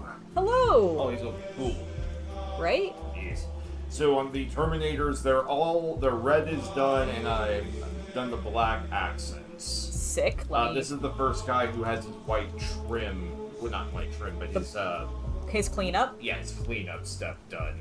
Nice! Aw, he's looking so good. I really, really like how the armor's turning out. The black details are nice. Love it. You're gonna do that in gold, Yeah. Nice. The Crux Terminatus. Yes, the Crux Terminatus. I might do it in white. I could see that working. I could see that working. I might go white with it. Thinking about it. I mean, I could see it. Look at the chest eagle is gonna be yellow. Yeah, and you could do it in holy white, That which would is be a little what bit. I would do.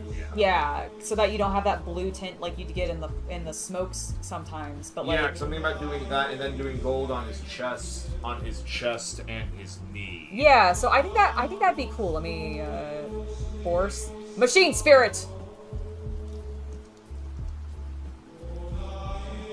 Nope. Pull it away a bit. Yes. Come on, machine spirit. I believe in you. I think it's actually this. It's trying to focus on the details there. Yeah, There it is. if you put text, it will try to focus the letters of text. Yep. Yeah, so I think that's a good idea. So you're saying put white on, like use holy white on the Crux Terminatus. Crux Terminatus. Sorry, I keep wanting to call it a crucifix, and that's not correct. And then doing gold, like like Eondin or something like that on the chest. And then the knee one, yeah. Ah, I like that. There's already going to be a fair amount of yellow on him, so I kind of want to have the accent. No, I like that idea. I like that idea a lot. And then are you gonna do classic, just like Basilicanum on the gun, and then what are you gonna do for the sword? Are you gonna do anything fancy for that? I'm still working on that. That makes sense to me. Since it's a power sword. I also think it's looking really good. Also, Thank you. hello. Thank you. People are saying hello and also saying that looks good. That red is Blood Angel's red, Captain Discord. It is a very lovely contrast color. Completely adore it. Let's flip this back open. Get our beautiful boy back in here, and I think he's even.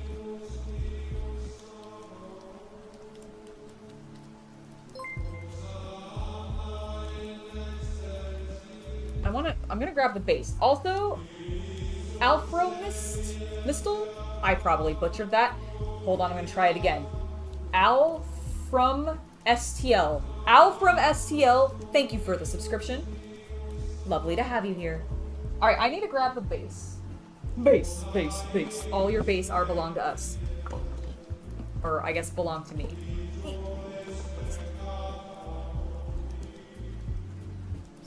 I don't know why you need to see this. I just felt like I should zoom out. It felt awkward being so zoomed in when I'm doing something with a large box like this. It is a huge box. But it's also still smaller than I was expecting. I don't know why I was expecting it to be just thicker, but I was. Alright, so I'm assuming...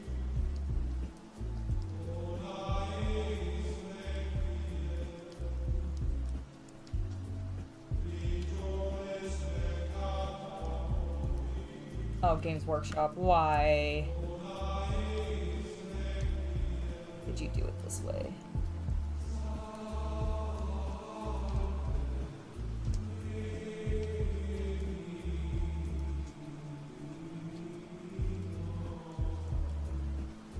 I am attempting to get him on the base because I want to make sure his legs are flush and aligned properly.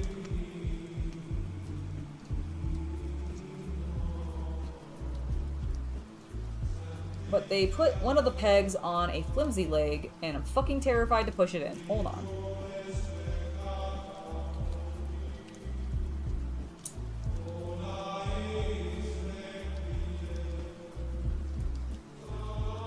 Okay, hold on. Don't break it. Okay. Problem I am seeing is I got a little bit of flack.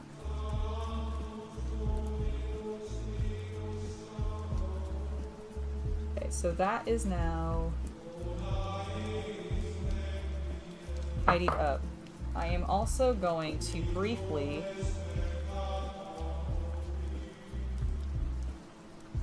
scrape this.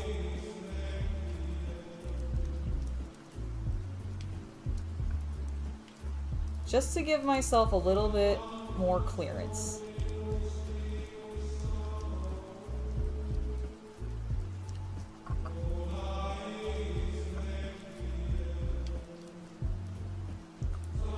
Okay, I think that's better.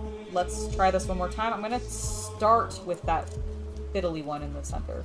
Nope, I'm not gonna start with the fiddly one in the center at all. I'm gonna shove the one that I got back in, already back in.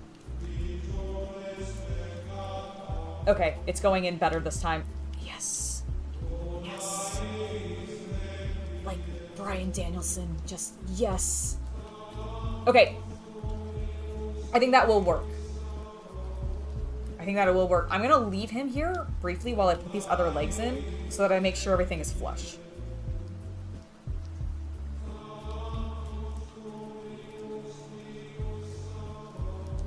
Okay.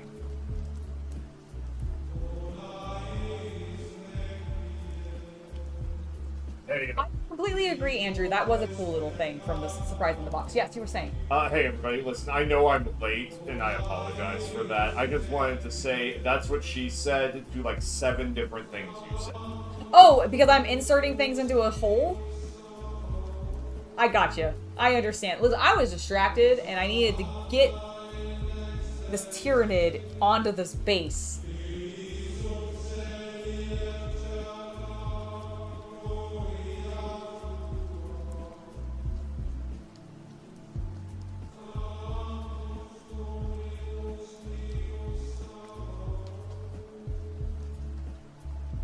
Wait, there's a problem with the sculpts on the new Terminator bases? What do you mean? I didn't assemble any of our Terminators, so I don't think I experienced that, and I don't remember Chaos Cultist specifically being, like, having a conniption or anything. You too, Mean! Thank you so much for the $20. You are amazing, and I am so glad that you're enjoying watching what I am doing. Thank you so much! I really appreciate that, sir.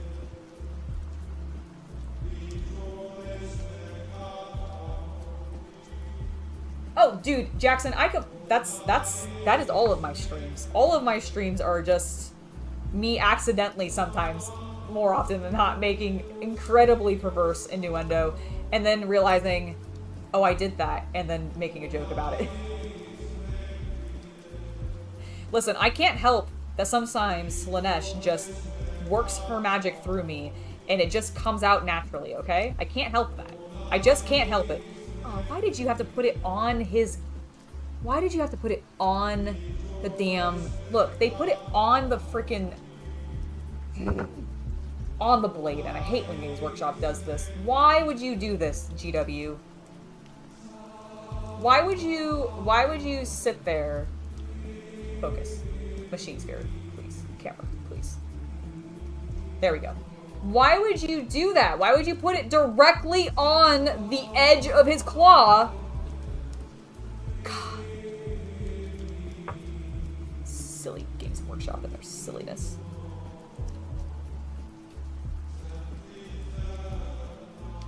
Alright, I think I can fix this without concern.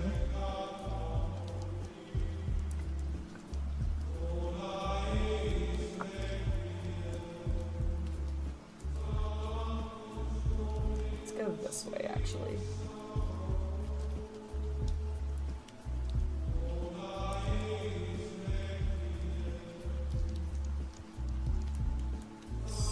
Silly Games Workshop and their silly placement of their sprues. I have gouged so many. Andrew, thank you for subscribing. Really appreciate it. I have ruined so many blades because I've accidentally clipped too close to them and then took a chunk out of it. I actually think I got this one pretty well taken care of. I'm gonna sand flat a little bit more.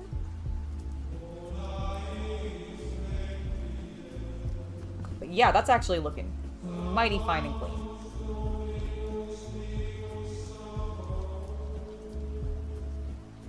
It's got a little bit of a raise to it though, still.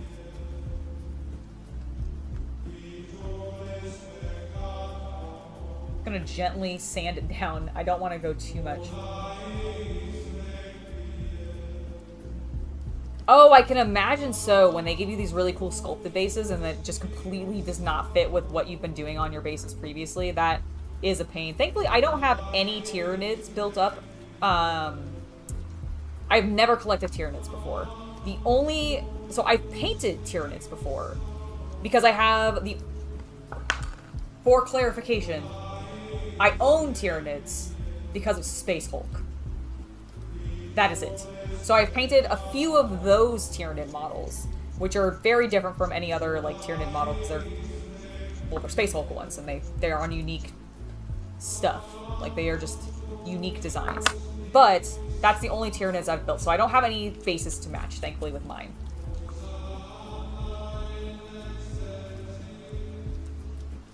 Oh yes, sorry. I did not see that question. Apologize for that.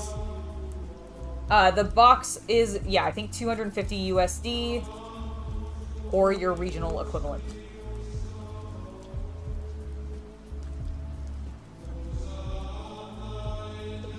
Sorry, I had to cough. Alright, that is looking good. I have a couple other sprue clip areas to clean up, and they're not nearly as problematic as on the blade Games Workshop.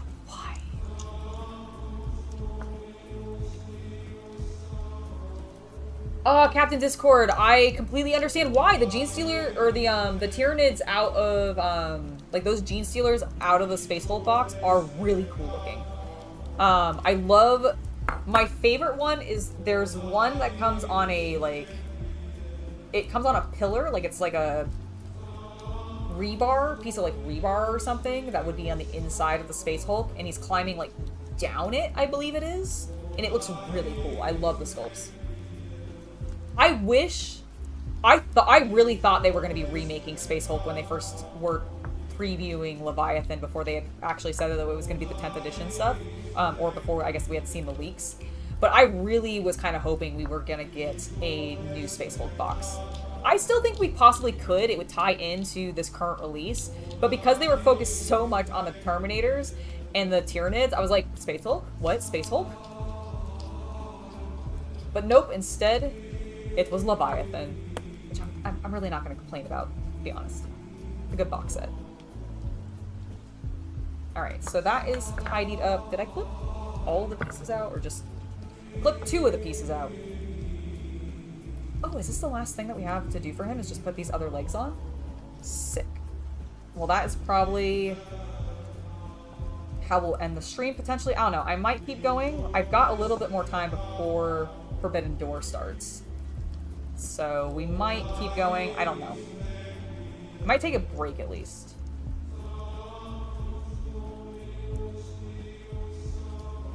Someone tell me how many hours do I have before Forbidden Doors pre-show starts?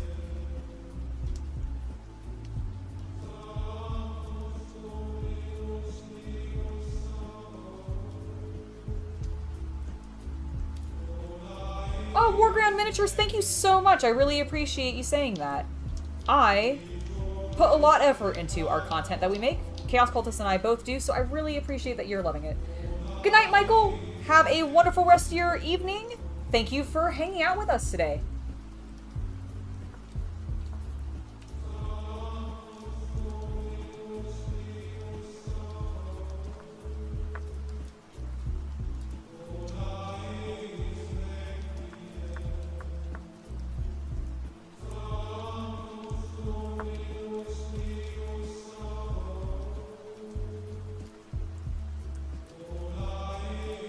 Is that 4 p.m. your time, though, or my time? Like, 4 p.m. at what time zone?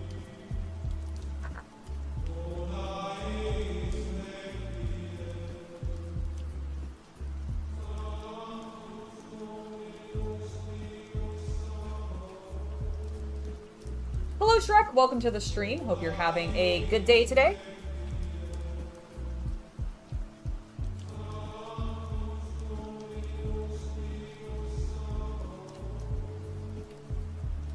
I can still feel like a very slight raise.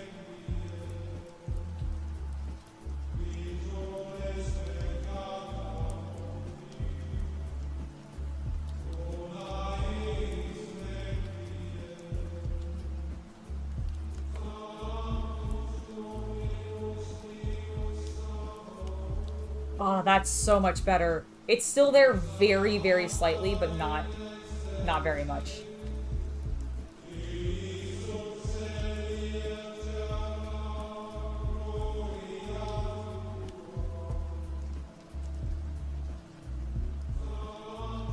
So 4 p.m. PST. Got it. Well, I don't want to go until 4 because I don't want to, like, rush off to do that. So I might go ahead and end the stream after this then. Or maybe we'll go, like, for a half an hour more. Let's see. I just want to do a quick dry fit to the leg positions. Fine by me. Go until, like, 3:30? Yeah. Thank you for the death stick.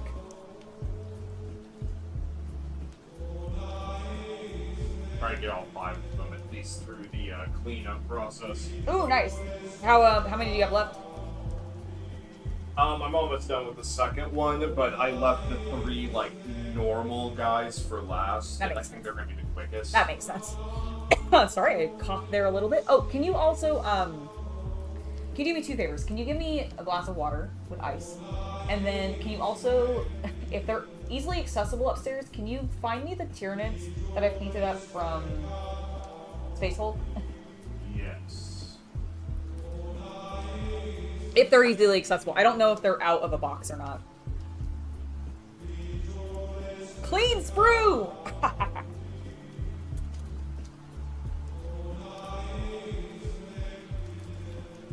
Oh no, Shrek, you're gonna get some rain. Well, you know what? If you need it, that's, I guess, less of a oh no statement, isn't it?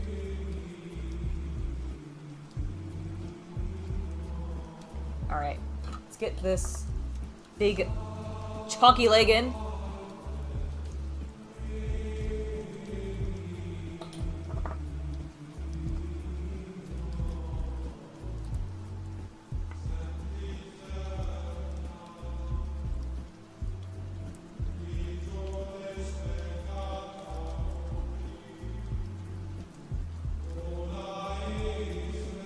Nice. Nice, nice, nice. Wonderful. Okay, and he is looking pretty flush to the ground, which is fantastic. Work on our next boy.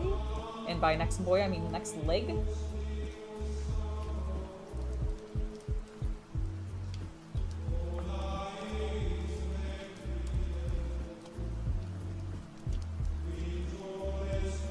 So I know exactly the gene stealer you're talking about, but I can't find that one. Okay. I found the other 2, Oh, weird. but the third one isn't with them. Oh, he might be on the top. I looked there. Really? And now Okay. he's tall. Yeah. Yeah, oh, interesting.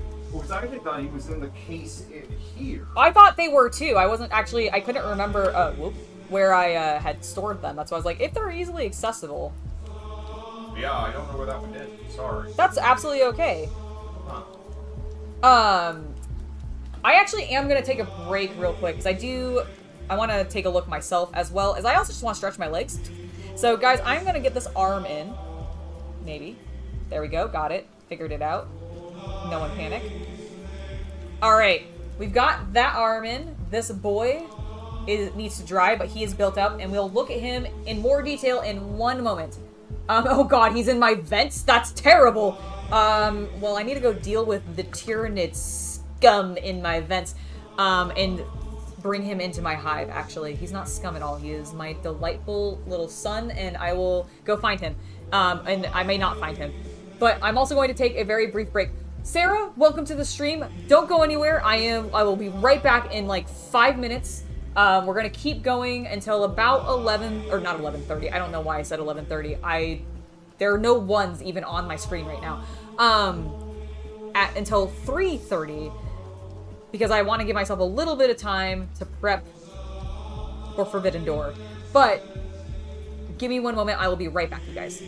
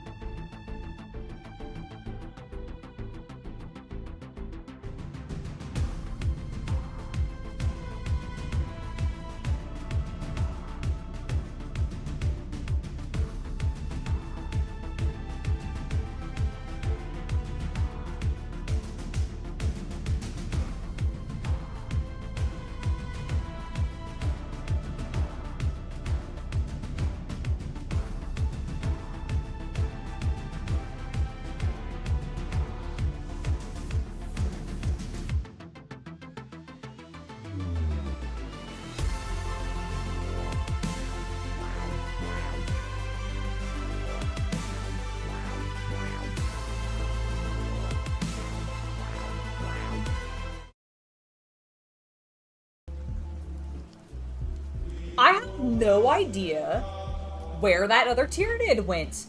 I will have to find it later. I just don't. I went upstairs and he's totally right. I just don't know where it went.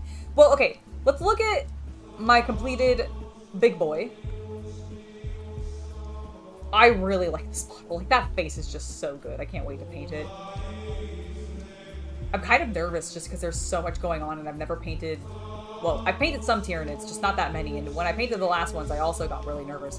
But this is such a bigger, chonkier boy that I'm a little concerned. Oh, I love the teeth. Okay, he's beautiful. These are the ones that I've painted previously. Now, I'm missing one of them. I don't know where it went to, but this is one of them. I went with a grayscale color scheme, and then I did some lime green for all of the fleshy bits, and then like his tongue, and then the claws, because I thought the claws needed something a little extra. And I really, really like the look of this guy. Let me, oh, there we go. He's focused now.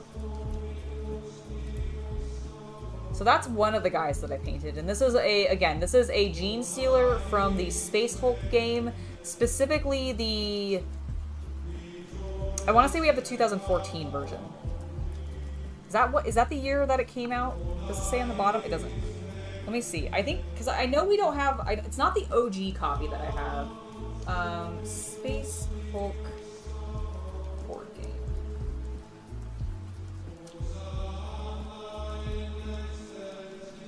It's 4th edition. I know that. I got that game in high school. You got that game in high school? Yeah. Really? 2nd edition. Oh, is it the 2nd edition one? Oh, never mind. I'm sorry. We have the 2nd edition one. I thought we had the 4th edition one. So 4th edition or the 2nd edition one. So this is one guy. And to your point, he's got a little Terminator head in his hands, and it is Blood Angel's red. It's actually probably Flesh Terror's red. And then here's the other boy that I have, that I painted up. I painted one of them that was bursting out of the floor because I thought that was just so cool. And I went with a Remy Tim style for this. For those of you that are a fan of Achievement Hunter. So I went with orange and purple. I just wanted to do something with those two complementary colors. Actually, those are not complementary colors. I think they, purple is complementary to yellow. But I really liked this look. I wish I had done a little bit more highlight, actually, on the purple carapace, actually. And then the last one was, I don't even, God, what did I do on the last one? I can't believe I can't find it. I don't know where it is. I'm mildly sad about that I can't find this last one. But which one is your fave? The Remy Tim one? This one? Or this one? The red plastic is somewhat brittle. I absolutely agree. It is a little bit brittle. I think it's because it's a different type of hard plastic than what their gray plastic is. Also, Pezler, welcome to the stream. I am still nitpicking. You're absolutely correct. I am absolutely still picking out my nids. I have built one of them. Hopefully you saw that, my big boy. My Cyclophage. Look how much bigger he is compared to this boy. Hug. They're hanging out. They're so tiny. But the scale works really well. I would have to put these on bases if I wanted to use them in the army, but actually I could. You know, now that I say that, I could actually put these in my army. They won't match color scheme-wise, though. It's the one disadvantage. I might just end up doing all of the nids for my Space Hulk game as unique things, so that they just... It's like a bunch of different hives got lost on this one Space Hulk together. Alright, built my big boy. Let's zoom out for a moment, and we'll figure out what else we want to build today, because we got about half an hour to go, and I would, you know what, I'm gonna do something small. So we're gonna actually just start putting together some of those gaunts. Fuck that, we're gonna put up together these tentacly boys. This is a little tentacly man. There's 2 of them. That'll work. Where are you? Where are you on the sprue? Is it on this one? G16? Are you G?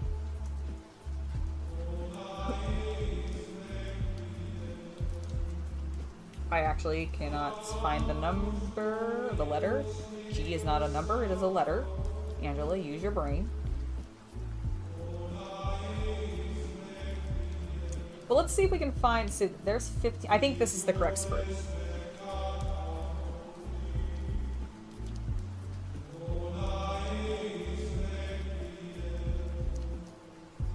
Yep, it's a Death Triangle shirt. I figured it would be, it's mildly appropriate to Warhammer 40k, because in theory, this could be also a Death Guard symbol.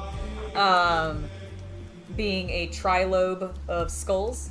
However, it is a Death Triangle shirt. That is incorrect. That is correct.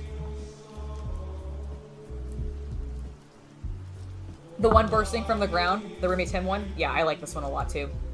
I liked how much the metallic ended up being really just like bright next to the darker color scheme that I ended up going with the purple and the orange. Sorry, my ear itched there for a second. All the models, yeah, I completely agree with you, Captain Discord. All of the models are super cool.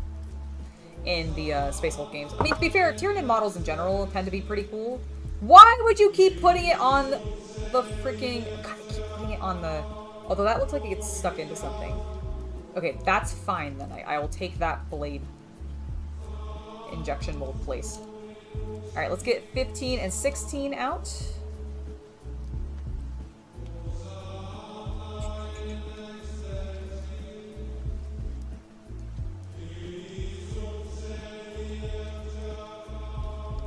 So there's that one, and then we need 16. Which is nowhere near 15. You know, I really like, just in comparison to Shatterpoint and what Atomic Mass did with their game, they grouped all of their sprue, like on their sprue, like let's pretend this is not a Tyranid sprue and that this was a Star Wars sprue filled with some sort of Star Wars creature. What they would do is they actually position their sprues so that all of the characters' bits are all together in like a little contained section, almost like this. Like, imagine the sprue is divided into 4 of these, and each of these would contain an individual character. It makes it so much easier to go through the build process when they do that, because they're all right next to each other, and you're not having to sit there and go, where is that number? Whereas what GW does, and I understand why, because they have some really weird shape pieces, and they're trying to maximize the potential of their sprues and how they spread them out. So I get that. But I really wish they would organize them slightly different so that you're not having to sit there going like 15 and 16 are over here. Like, why couldn't this shape have been like in this shape and these two have been in there? I don't know. That's all I'm saying. That's all I'm saying. What's my favorite model in the new box? The Psychophage. I love this thing. I think it's so cool. I just think it's really, really cool. Although I will admit that the Dreadnought's also up there as like I really like this model. But I think a lot of the new Tyranids in general are probably my favorite, just because Space Marines, while very cool and I enjoy them and they were my first army, and so like I will always have some nostalgia for running that army, they don't excite me nearly as much as they used to, as much as literally any other faction in the game right now does. And I think it's just because they've been around, like I've just been dealing with them for so long. And none of their models, when they do get new ones, at least in my personal opinion, are like that innovative or different from what they have done previously. Like, they're upgrades, don't get me wrong, and a lot of them do tend to be a bit more dynamic, but there's not really like full new designs coming out. Because they have a specific aesthetic to fit, right? Like, they gotta look like Space Marines. They gotta be a dude in some thick armor. And so, like, that just, you can only do so much with that. And so I really enjoy pretty much every other design that they work on outside of Space Marines at the moment, just because I feel like the Space Marines are so redundant.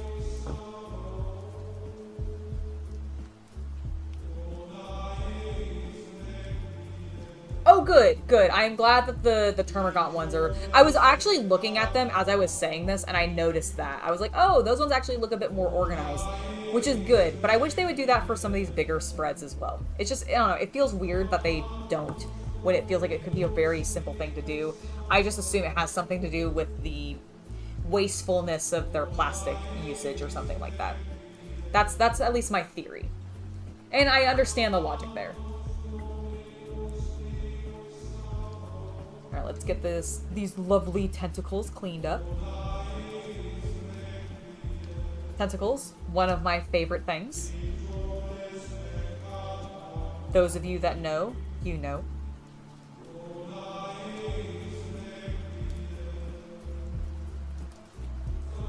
And those of you that you don't can check my link tree and then you can find out.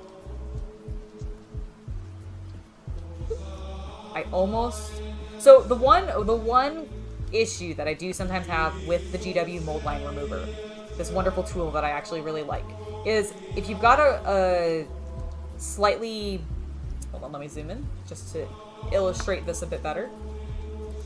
So when you have like this kind of gap right here and you end up putting this tool in, you can sometimes like catch parts of the plastic in ways that you don't want. That's my one issue with this. Now, they did make a version of it that has an even thinner tip, And I've not tried that one yet, but I probably should, because, like, yeah. I do catch them a lot.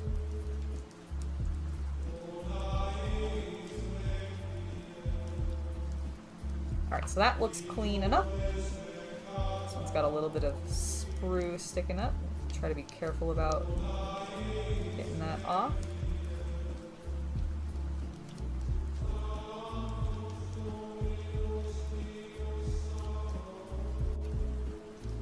Oh man, I'm really hyped about the wrestling later. In like an hour. Woo! Woo! It's gonna be so good! I unfortunately was not able to watch Collision last night. So I don't know, like, anything that's really specifically progressed from there. I actually don't know if I've even watched the Wrestle Talk coverage of Collision this morning. I kind of got up and immediately did my workout, and then... What did I do after that? I think I just dicked around. Oh, I know what I was doing. I was getting ready for the stream. I, like, took a shower, got my makeup on, all that crap. I don't know why I'm telling you what my morning was like. I'm just rambling at this point.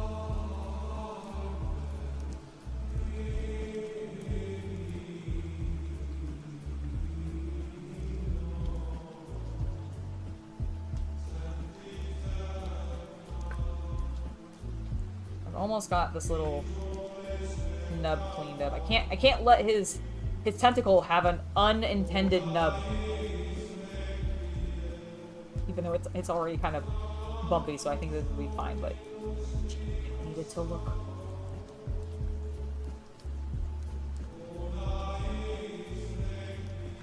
Yeah, I really feel like my color scheme is going to end up being very Slimneshian on these boys. I don't know. Something about them makes me want to go pink purple with like a pop of teal, which I guess is more Zinch coming in, but you know, whatever.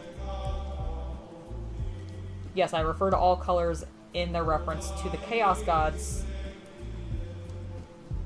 for I was gonna say I'm one of their favored children. I am not. But I do love them. Alright, that is lovely. Perfecto. Let's get this glued together, and then we'll clip out the other one. Diggs, welcome back. I am glad that Zeus is now happy. Gotta keep our fur babies content. Gosh, speaking of fur babies, my little boy was so whiny for food this morning. He was just like, I have not eaten in 12,000 years. I'm going to scream. He just does that sometimes. He's very spoiled. He knows it'll get me out of bed and feed him. Oops, I forgot to clean up that little sprue area. We'll take care of that in a moment. After this is pressed into place and glued. Do not press on the tentacles, Angela. You will break them. Lovely. Alright, we're getting that little bit of sprue that I saw cleaned up.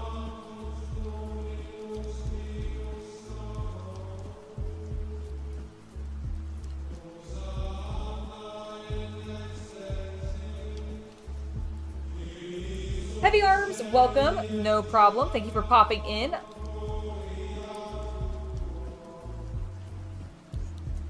I really appreciate you doing that, sir. And I have been having fun. Thank you. I hope you are able to watch this back later if you so want. You can check out the unboxing of Leviathan and the building of a giant bug. Rawr. Rawr.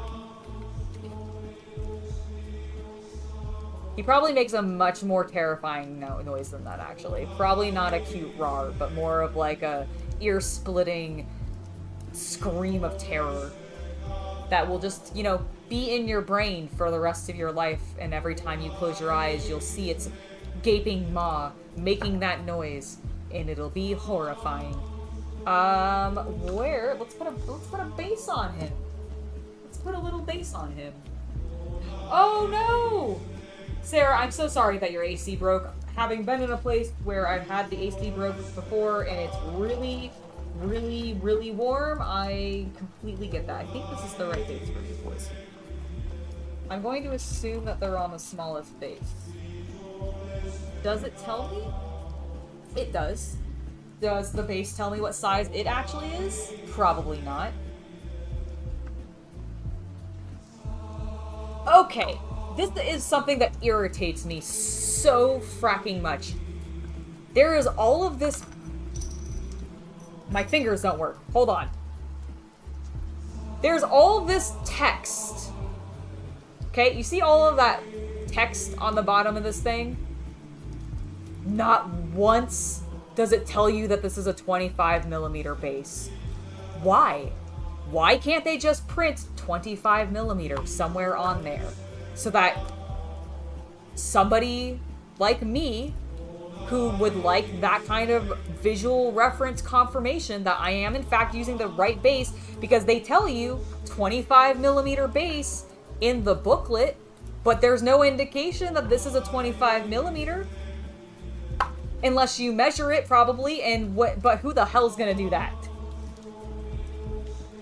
Is there a guide at the beginning of the instructions? Oh my god, look at that. It's not to scale! Okay, they tell you how many you have, but they still don't actually say... I mean, I know that there's the logic of, it's the smallest one, this is the smallest size, so yes. But... Did you find the guide in the front of the book? I did! But it still bothers me that they don't print it on the bottom of the gosh darn, like... Oh yeah, I agree. Base. Like, they should be able to do that and make it easy for somebody who misses the thing at the beginning, or, like, just... Rage. Would like to have that kind of information. Rage. Rage!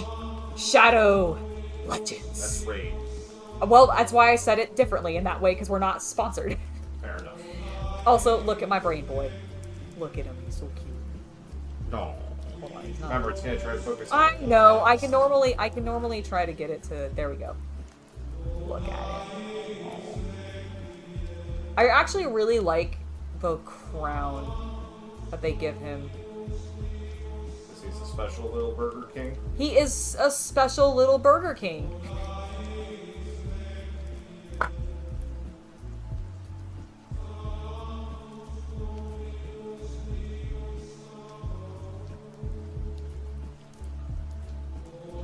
Right, it is an annoying thing. I'm glad you guys agree with me. That you're not, like... That you actually agree with me. Because I find it... I know it's a simple thing, and I know that they have the guide. I acknowledge that. But I think having it just printed on the bottom of the base for clarification's sake... Like, I'm one of those people that... I need to, like, read... I need that visual confirmation. I need that visual confirmation to go, you are in fact, your brain is not wrong, that is the smallest base, it is 25mm. I just want that confirmation. The fact that they don't give that to me, I'm just like, come on, GW, it should be a simple process. It should not take you that much effort. You should be able to do this. Alright, we've got my rant out of the way. Welcome to my TED Talk. My TED rant. And then we're gonna work on this next little tentacly boy, which I believe is this number 17? Yes, it is.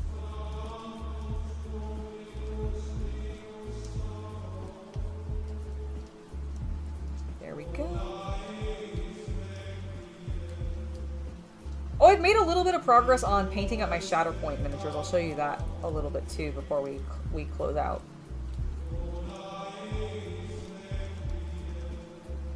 We've got like 10 or so minutes left. I think that should be a lovely way to wrap things up.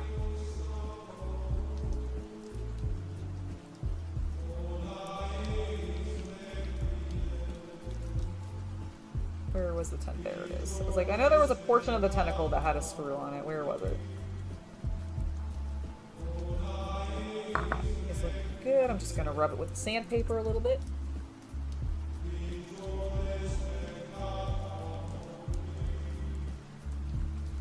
Oh, that is weird. Why would they give you a car model that has custom rims but then not give you the custom like wheels to go with it to make it look less awkward?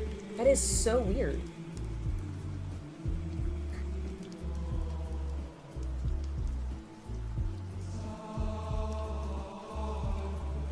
I agree. I really think it would relieve an unnecessary stress for a lot of people.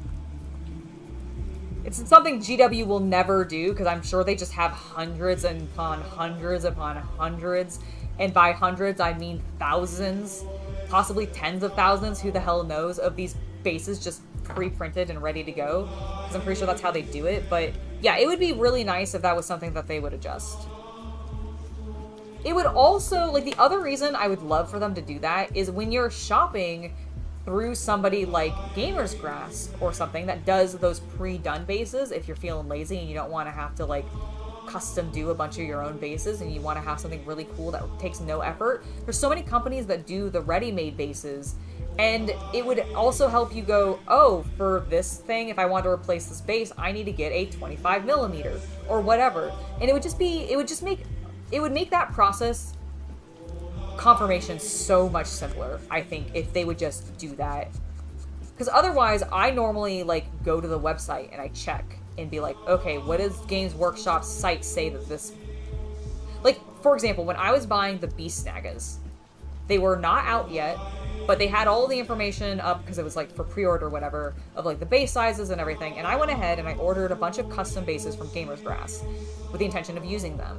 But it took me, like, so much digging in some portions just to find the goddamn base size for some of these models. And if they had just, like, printed it so that when I got the piece and I just opened it up, I could have just looked at the bottom of the bases and been like, ah, it was this, I can order that. That's the only thing that I would say. Only Stamina, what's up? Hope you're doing very, very well. I am having a wonderful day, ranting about how I wish Games Workshop would put the base sizes on the bottom of their bases for convenience sake, and also building up my Tyranids from Leviathan. I am enjoying it so much. I'm also going to take a drink of water real quick.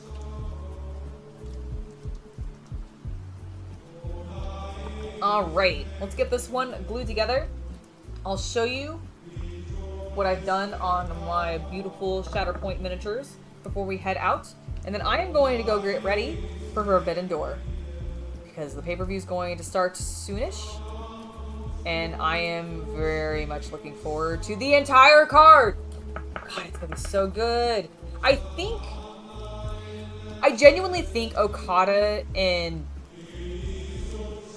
Bryanson is what I'm most looking forward to. Like, just seeing the Rainmaker versus the American Dragon is gonna be really good. I know they've fought before, I think, but I've never watched it, so I'm really looking forward to that. I'm also very much looking forward to MJF and Tanahashi. I think that's going to be an amazing match as well.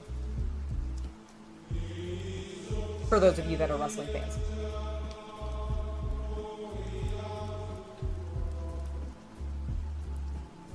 Nope, it definitely goes this way. Oh, it made a little squelch noise from the plastic glue as I put it in. How very appropriate. I don't know if you guys caught that, but it went... Did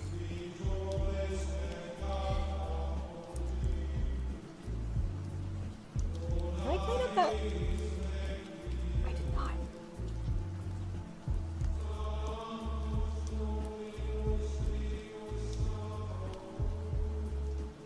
Alright, that's better.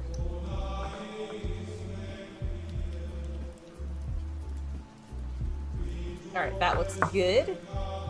They are almost identical. Did I? Oh, I did drop that other base. I did pull out a base, but I just dropped it on the floor. I have it now.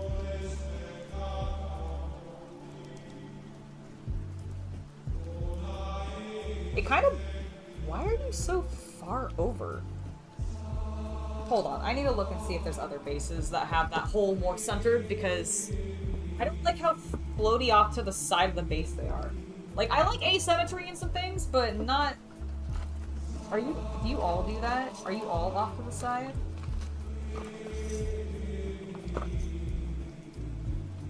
Yeah, literally all of them are like that. Well, that's annoying, Games Workshop. Oh, wait, am I using... Oh, fuck, I think I am using the wrong size. Is this the 25? Yeah. This is exactly what I mean. Okay, I literally thought I had the 25mm base, and I don't think I did. What size is this, then? Those are...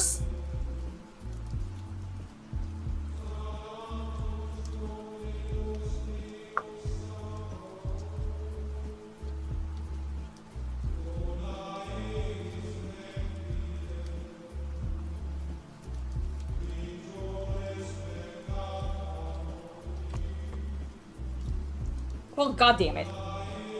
I used the wrong base size. This is why I wish they would put the number on the bottom of the base. Thank goodness I hadn't glued those in. Ugh. Like, what the hell? Ooh, your only stamina, you're gonna paint your Space Marines up as Iron Warriors? That sounds awesome. That sounds actually really cool. I do like the look of the Iron Warriors.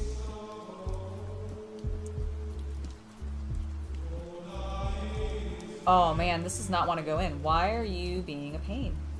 Why? Did I just do that with my nail? Oh my god. Okay, hold on, look. I literally just... I had such a problem with that. Okay, look. Do you see how I've, like, clipped? It looks like I've clipped this very tiny point right here. Look. You can maybe see it better this side? Hold on. Yeah, you see how there's like a gouge in that? I did that with my fucking nail. What the hell? Why is this plastic so soft? Like, I did that with my nail. Can I glue it into place? Like, what? I don't know if it's worth it.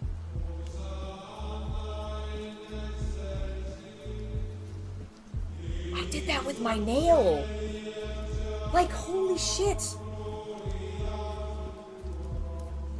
Okay, I need to do something. Why is this not fitting?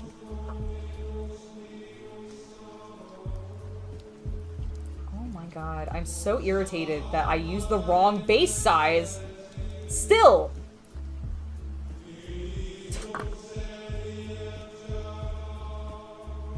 Get in there. Alright, well, at least he's slightly less... I mean, he's still off-center. Let me just clip that thing off and just center him. I don't know. I will debate it in my head before I glue him down. But let's get them into place. Okay. There we go. You hang so far off of the base. Hold on. I mean, if I flip you this way... Does that... Okay, you are better. You're fine. He's fine. See how he ends up actually, like, overlapping the base entirely, and he doesn't have pieces that are wildly hanging off? This guy has... I mean, it's not wildly hanging off anymore, but... Rotate you... That's better. Okay, I fixed it. I'm more satisfied with that. They look better now. They're more centered. There's apparently a specific orientation that they need to be shoved into the base on. Yeah, be careful when you're building these. Apparently you can just, like, crush through some of the things. Literally battle damage. You're not wrong. It is literally battle damage. Like, I can't believe I did that with my nail. That's ridiculous. Okay. The last thing that I want to do before we wrap up today, because it is literally a minute before 3:30. Look at me getting 3 things done in a timely manner. The thing that I want to do now is I want to show you the work that I have done on my Shatterpoint miniatures, because I've been working on my B1s. Just focus. There we go. These boys on this side are pretty much done. I have painted up their guns. I need to do a little bit of touch-up in some areas, but I'm pretty happy with how they've turned out. I like what I ended up doing for the little bit of red on the chests. I was originally going to put some red on the backpacks, but I decided actually that they had enough. I think that's enough. And then these boys are basically almost done as well. I just haven't painted the guns because it got a little dark last night and I decided my eyes hurt and I didn't want to risk not. But I am really happy with how these guys are turning out. I'm very happy with how my tyrannids are coming together. Especially this big boy. Still very, very tickled by his gigantic, just humongo mouth full of razor sharp little teeth. I can't wait to accidentally stab myself on them and possibly break them while I'm painting them. I'm sure that will probably happen. It's going to be a pain in the ass, actually, to individually paint all those and do the cleanup. Oh boy, I can't wait! Alright. Well, I think that is going to be it, everybody. Thank you guys so much for joining me today. We'll zoom we'll zoom out. We'll put the Leviathan box back on screen. I hope you guys have enjoyed. You know what? We'll just put this on screen. We'll put that there, and we'll put our little big bug boy. So I hope you guys have enjoyed. To anybody that is watching this later on YouTube after the live stream is over, thank you for doing that. Let me know down in the comments what you thought of it. What is your favorite miniature from Leviathan? Have you picked it up yourself? Answer any of those questions. You don't have to answer all of them, but you can just answer one of those questions. That'd be cool. And then Jackie Famble, Jackie Famble, thank you so much for subscribing. You're very, very appreciated. All right, guys, I am going to head off. I'm going to go get ready to watch Forbidden Door, figure out what we're doing for dinner and all of that. And yeah, this has been awesome. I will see you guys on Tuesday for another live stream. I'll probably be continuing to work on, if not building my Tyranids, at least probably starting to paint some of them, but we might still be in the build phase. It really depends on, I don't know if I'm going to be doing any building during Forbidden Door.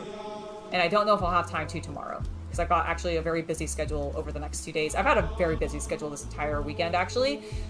So we'll see how much I actually get built in the meantime, but you might be seeing me work on these some more on Tuesday. You can probably be expecting that to some capacity. If you haven't already, make sure to go watch the Panzer video that oh my gosh, YouTube meme, thank you so much for the $20 saying goodbye. You were wonderful, sir. Thank you, thank you, thank you. You are amazing. Yeah, go watch the Panzer episode if you haven't already. Let me know which you'd rather see me paint, the Merkava or the Panzer. I think it's gonna end up being the Panzer already, but I'd still like your guys' input.